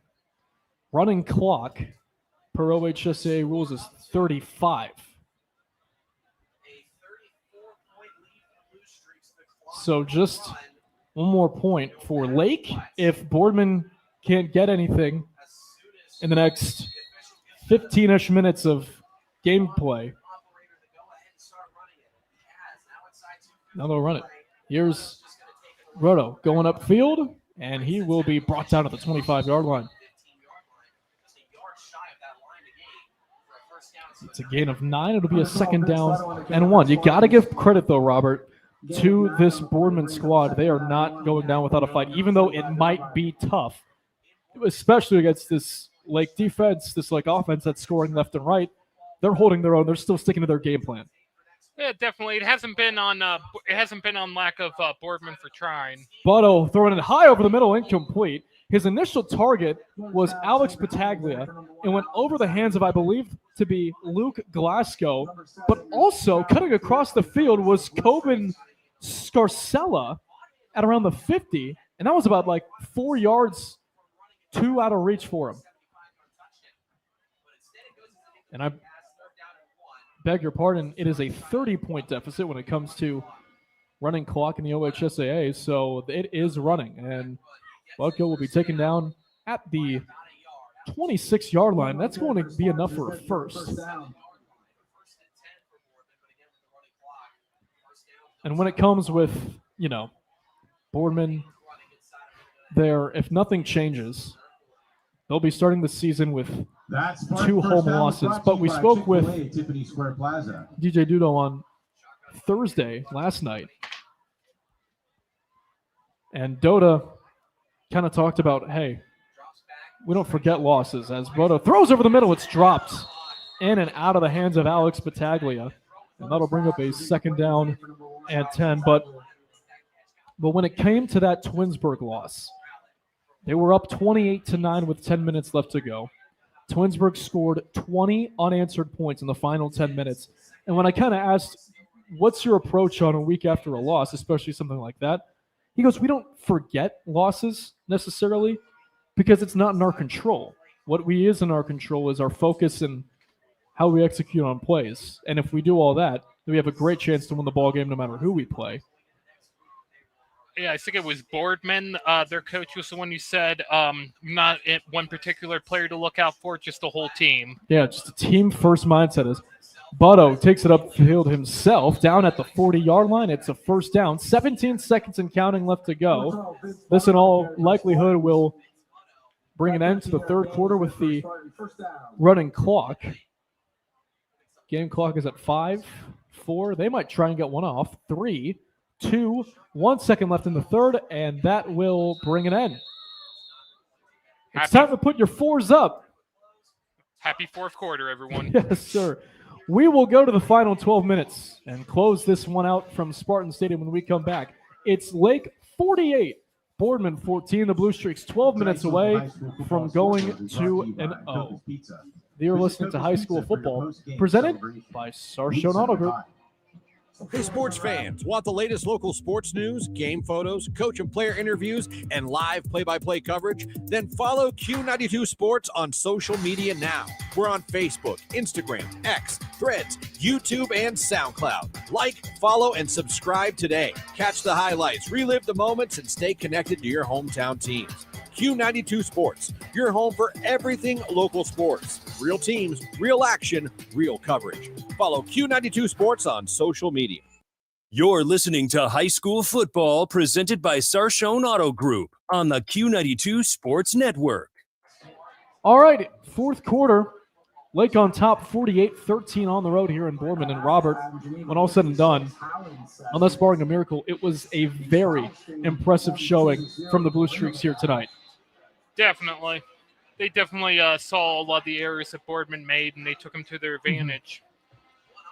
Well, we'll see if Boardman can muster anything here in the final 12 as the run with Ray Vodhandel is swallowed up. Again, that was number 54 in terms of Gavin Saltswimmer, who's had himself a heck of a night here in week 2. Really emerging himself as a name that could be a danger when it comes to linebackers in the Federal League. Last week, he led the team in tackles with 13 in their win against South Range. Here's Butto. Pocket collapsing, stepping up, going to the left. Butto breaks 2 tackles, 45, out of bounds at the 47. A late push out of bounds. He collides with the bench, and oh my gosh. He's able to get up on his own power.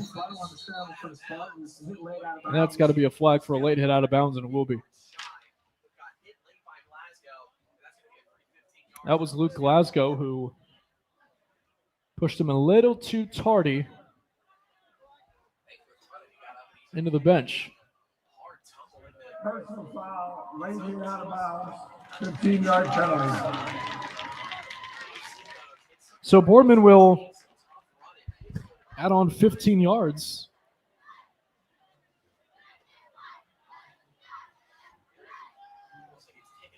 as they are now at the Lake 37-yard line, left hash. One receiver out long to the left, now make it two, along with a Twins right look for the Spartans. Butto in the shotgun. Looks to be, that's Ryan Smith in the back. He throws over the middle. It's dropped right off the chest of Jerry Smith at around the 15-yard line. It would have been a first down. It would have gone into the RG drag red zone, and that's about the third time that Boardman receivers have had penalties go in and out of their hands, off their chest. It's definitely, the good thing is it's still August, and you definitely can't lose a season through the first 2 weeks of the year, but that's definitely something they need to clean up. Yeah, definitely. Even though it's the beginning of the year, I mean, you got everybody in the learning process. Two receivers left and right. Butto with immediate pressure, dancing out of it right, and he breaks another tackle, sliding down to the 32. Nice improvisation there from Vince Butto to get some positive yardage out of that. Excellent one. He shook off number 21 by Lake, Mark Shapiro.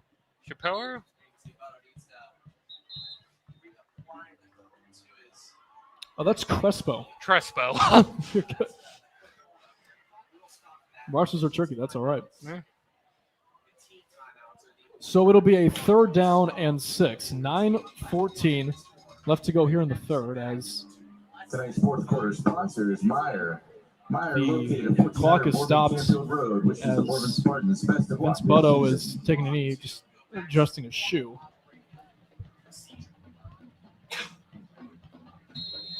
Now he's up on his own power, and the clock will roll. So it's a 3rd and 6. Twins left and right formation. Butto alone, empty in the shotgun. He takes a snap, throwing right, and it's short, incomplete. He wanted to get C.J. Rice on the outside. He just couldn't connect with him, and that'll bring up 4th down. And especially, Robert, I brought that point up with not losing the season in August. There's time to clean this up because this is a Spartan team that made the playoffs for the first time since 2018 last season. We talked about the offensive stat of 28+ in the last 4. Last year, the Spartan defense held the opposition to 20 or less 7 times. They feel like they need to start finding their identity if they do indeed go 0-2. But throws it, and it's incomplete. Nearly picked off as it went through the hands of Justin Landis. The intended target was Ryan Smith. And that will bring up 4th down and 6. 8:24 left to go. Or I beg your pardon, that was 4th and 6. So now it's a turnover on downs. Lake will take over. And as a reminder, fans, make sure you stay tuned here on the Q92 Sports Network for the high school football postgame show. We'll wrap up our thoughts here from Boardman. We'll give you a look ahead for the teams next season. We'll take a look at the starter scoreboard, or just the scoreboard, and we will say goodnight. On the board at this time. So the clock is rolling, and so are the Blue Streaks. 8:05 away from going to a 2-0 start. 2 receivers left, 1 right. New quarterback in the game, as now this is going to be picked up by the tailback on the bad snap. It's taken down at the 25-yard line. Falling on it was Lachlan Baker, the sophomore running back. In at quarterback is Wyatt Jones, a sophomore QB. Standing 6 feet tall, weighing 190 pounds. Getting his varsity reps in with his team up big. Matt Corrali, Robert Coleman with you from Spartan Stadium. Twins left, 1 right. Their throw is through the hands of Callan Pierce from Wyatt Jones. That'll bring up a 3rd down and 17. Brings up 3rd and 1 Blue Streaks. That was a loss of 7 on that run, on the drop snap when all said and done for the Blue Streaks and Lachlan Baker.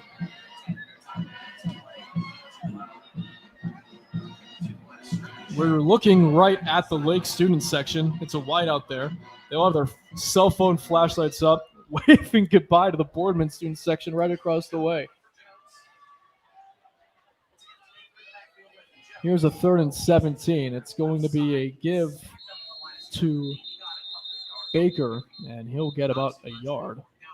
So that'll bring up a 4th and 16. 6:35 and counting left to go. Lake will punt it away. You know, Robert, there is a big-time college football game tomorrow. I'm sure you haven't heard, but it's been the talk of the town for seemingly the last number of months, heck, even as far back as when it was announced that this would be the matchup between these two teams, Texas and Ohio State, number 1 versus number 3, a rematch of the college football playoff semifinal. Do you have a favorite in that matchup? Well, personally, as an Ohio State, as an Ohio resident, I'm going to go with Ohio State, honestly. Or as the coach says, Ohio. Yeah, that's a safe bet, especially on these parts. With Arch Manning and Texas being ranked number 1, you just never know. This punt will be going to the sideline at the 38-yard line. I think Ohio State's got a new quarterback this year, too. That's true, in the form of sophomore Julian Sayin. He got a little bit of action last year in blowouts, but this is the first time he'll take over a college football program. Same with Arch Manning. He got a lot more time, but for Arch, it's his keys to the car. And we'll see who drives it the best Saturday at noon. It's going to be fun. Definitely. NFL football kicking off this coming Thursday. It's hard to believe. Cowboys and Eagles in the season opener. Browns, Bengals, week 1. Steelers are on the road taking on the Jets. Both games are at 1 o'clock on Sunday. So the Spartans offense, as week 2 of Friday night football rolls along, 5:34 and counting left to go in the 4th. Butto under center. There's a back in the backfield. Jumbo set as that one, it was ran down to the 41-yard line. On the carry was DiMaggio. And that will bring up about 4. It'll be a second down and 6.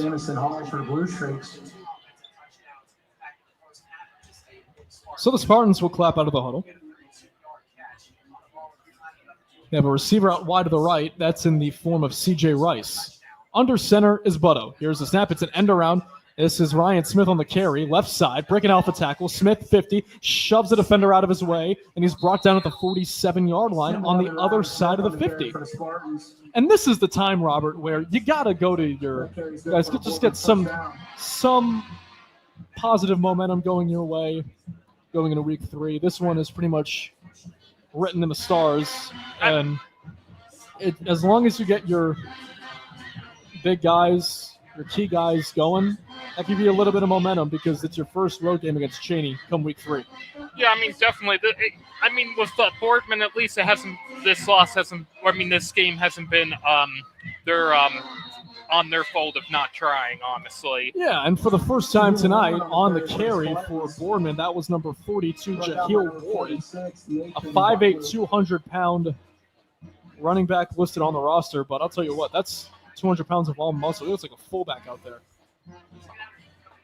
Under 4 minutes to play. 3:53 and counting left to go in the game. Lake on top, 48-14. One receiver out wide left. That's in the form of C.J. Rice. Under center, Butto. Lake showing a blitz. They send a man in motion in the backfield, and it is Ryan Mitchell. It's a pitch to him on the left side, 40. 35 down the sideline, 30. 25, and he's out of bounds at around the 21-yard line. It's a first down for the Spartans as Boardman looking to bring an end to this rolling clock with 3.5 minutes left to go. It's definitely now a sense of playing for pride, right? Playing for just not backing down, and Boardman has done an exceptional job of that. It was a 28-14 halftime lead. And Lake managed to get in the end zone 3 more times to Boardman's none. Here's a run with Alex Battaglia going to the right side, tripped up at the 16-yard line. Actually make it the 17. It'll be a gain of about 6, and it'll be a 2nd and 4. Coming up on 2:41 and counting left to go here. Once again, we hope you could join us for the Q92 High School Football Postgame Show. We'll give you our analysis, final thoughts, taking a look at the Stark County scoreboard, and we'll say goodnight from Boardman, Ohio. Butto under center. Takes the snap. It's a pitch on the left side. It is Mitchell on the left side with blockers. Mitchell staying on his feet 10, and he's brought down and around the 8-yard line. Good run there. That one goes for 13, or excuse me, 14 yards and a first down. That carry is good for Spartans. First down. Let's see if they can punch it in. Bring it into the rolling clock. We have under 2 minutes left to go.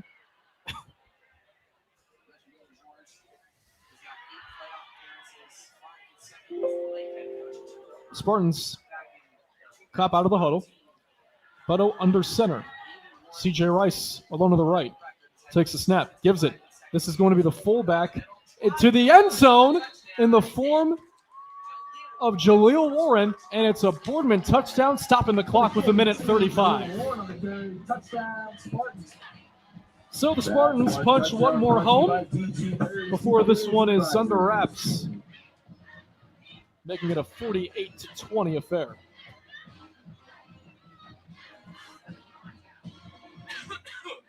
Definitely, as the old saying goes, finish hard. Yes, absolutely. We have whistles before the PAT will be kicked. The referee is talking with Oswaldo Salinas, sophomore place kicker and punter. He'll be here for a few more years. He's done a good job tonight.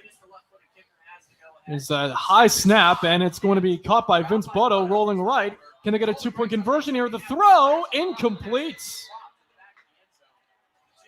Intended target on that one was Frank Butto, his brother, and that will be that.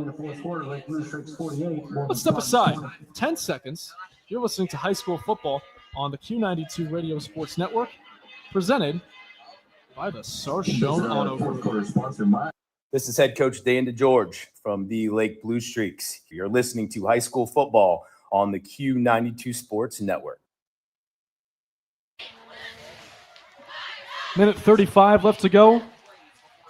48-20, Lake in front. They're going to get a win here as Jaleel Warren of Boardman got in from about 6 yards away. And Robert, they have, in a way, kind of completed a gauntlet of sorts. Two high-quality teams from an hour away each. And they're going to get the fruits of their labor. They're going to go back to Blue Streak Stadium in their home opener, 2-0. Definitely, they're definitely going to be the road dogs, and let's see if they can next week's MP. See if Lake can transfer that over to home. Blue Streaks will welcome in Rocky River, and next week the Spartans will be visiting Cheney for their first road game of 2025. Change of scenery for both schools, as this is a return here by Callan Pierce, and he breaks through 35. Going bumper cars off defenders, moving the pile 40, 45, and it'll be stopped there. You want to talk about a junior that just will not give in. 5'11", 165 pounds. I'll tell you what, he took pretty much both teams about 10, 12 yards. That was impressive. Definitely. Minute 18 left to go. I can tell you this. This game, Lake was the road dog. Next game, Rocky River is going to be the road dog in at Lake, and they're going to have a long drive down there. Yeah, Lake, according to many experts, will be the favorites. There was a little bit of back and forth between who would take this one. Both talented squads, but this one will leave no doubt to the hands of the Lake Blue Streaks. In the pistol, Wyatt Jones, the quarterback, takes a knee. And that's your ball game. You can put a tally in the win column for the Lake Blue Streaks as the clock continues to wind down to a minute left to go. Lake has come into Boardman and completes a wire-to-wire victory, 48-20 over Boardman. They'll clap back out. They'll just kneel it down one more time. As they're back in the pistol, Wyatt Jones takes the snap, kneels it down, and this one is over. The teams will start to head to their handshake lines at midfield. And for the third, or should I say the back-to-back years, third time in the last 4, Lake is 2-0. And Uniontown, they're coming home. Winners against 2 big-time Youngstown area programs.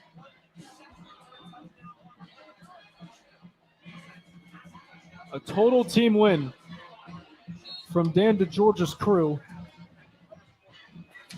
As this was a fun one. Many plays, explosive offenses. But in the end, Lake was just overwhelming in terms of their performance tonight. So we will step aside. We'll step aside for 60 seconds as we will come back on the other side of the break, start to wrap it all up. Once again, the final, Lake 48, Boardman 20. You're listening to high school football on the Q92 Sports Network, powered by the Sarshown Auto Group. Looking for your home for local sports? Head over to Q92radiosports.com, the official website of Q92 Sports Network. Catch every live broadcast of high school games and Mount Union sports. Stay up to date with the latest local sports stories. Check scores from around the area and never miss a game with our full broadcast schedule. It's everything sports all in one place. Q92radiosports.com, your local sports connection. Back with you here in Spartan Stadium in Boardman, where the Lake Blue Streaks, from start to finish, dominate here on the road by the final score of 48-20. They were just firing on all cylinders, on offense, on defense, on special teams. And if there was a player of the game, a game ball that we would hand out, it would definitely go to number 12, Ty DeGeorge. He scored 5 touchdowns 3 different ways in back-to-back weeks to start the season. He could be one of the players to watch here in the Federal League. It's going to be a crazy season, and we're so glad to have it fully underway. 2 weeks down, and the Lake Blue Streaks are 2-0. Let's go to our Stark County High School football scoreboard for Week 2 tonight. In Minerva, the Lions going to come out on top, 23-8 over the Red Devils in the fourth quarter. In a matchup of teams that won last week, the Hoover Vikings dominate the Medina Battling Bees 42-17. Louisville at Mountain Union taking down Alliance 24-13 in the fourth. Cuyahoga Valley Christian Academy also dominating on the road. Canton South, they're up 42-14. Manchester on top of Sandy Valley 48-7 fourth quarter. In the third, Poland on top of Youngstown East 35-6. Massillon and Glen Oak 44-10. That just one goes final. Austintown Fitch top 41-3. We do have some final scores trickling in here. Fairless shuts out the Waynedale Golden Bears on the road by the final score of 35-0. Perry at home shuts out St. Vincent St. Mary 36-0. Mogador at home takes care of Canton Central Catholic 22-7 in a rematch of a playoff appearance from these two teams 3 years ago. And the Tuslaw Mustangs take care of the Chippewa Chips with ease by the score of 38-7. We'll take one more break, 60 seconds. We'll be back here on the network as we will wrap it up and say goodnight from Boardman. Don't go anywhere. Missed the big game? Don't worry, Q92 has you covered. Check out our SoundCloud page where you can relive every exciting moment. From high school football, basketball, baseball, and softball to Mount Union football and basketball, we've got it all. That's every broadcast from this season and even classics going all the way back to 2016. Follow Q92 Radio on SoundCloud and never miss a play, a call, or the thrill of the game. Q92 Radio on SoundCloud, your home for every game, every season. Looking to brighten someone's day? Look no further than Hartville Balloon Shop. We're locally owned right here in Hartville. Let us design custom displays for your birthdays to baby showers. And yes, to those high school seniors, even graduations. We've got balloons for every occasion. Delivery all across Stark County and beyond, bringing the celebration to your door. Visit hartvilleballoonshop.com or call 330-705-6799 today. Hartville Balloon Shop, making your event stand out. Let's put a bow on it. Week 2 post-game show. Live from Spartan Stadium in Boardman. Matt Corrali with you. 48-20 the final. Lake takes down the Spartans with ease. And that is going to be one happy bus ride home for the Blue Streaks. You mentioned it as the game was going final. Lake is now 2-0 once again. And this one was definitely earned in terms of just the amount of fight that they had, because they had to go to 2 Youngstown area schools, travel an hour away to try and take care of business, and they did just that. They'll reap their rewards a week from tonight in their home opener when they play in front of their fans, their community, when they take on Rocky River. And for Boardman, 0-2 to start the season, and it doesn't get that much easier because they have to go on the road against the Cheney Cowboys and try to get that first win of 2025. Before we say goodnight, I wanted to say thanks to a number of folks. First to our sponsors, Regional EMS, Friends and Family Credit Union, RG Drag, and Sarshone Auto Group. To our engineers back at the station, Ryan Rainsberg, Doug Malota, and Katie Duerman, thank you very much. And for my partner, Robert Coleman. My name is Matt Corrali, saying good night from Boardman, where once again your final. The Lake Blue Streaks, 48. The Boardman Spartans, 20. So long, everybody.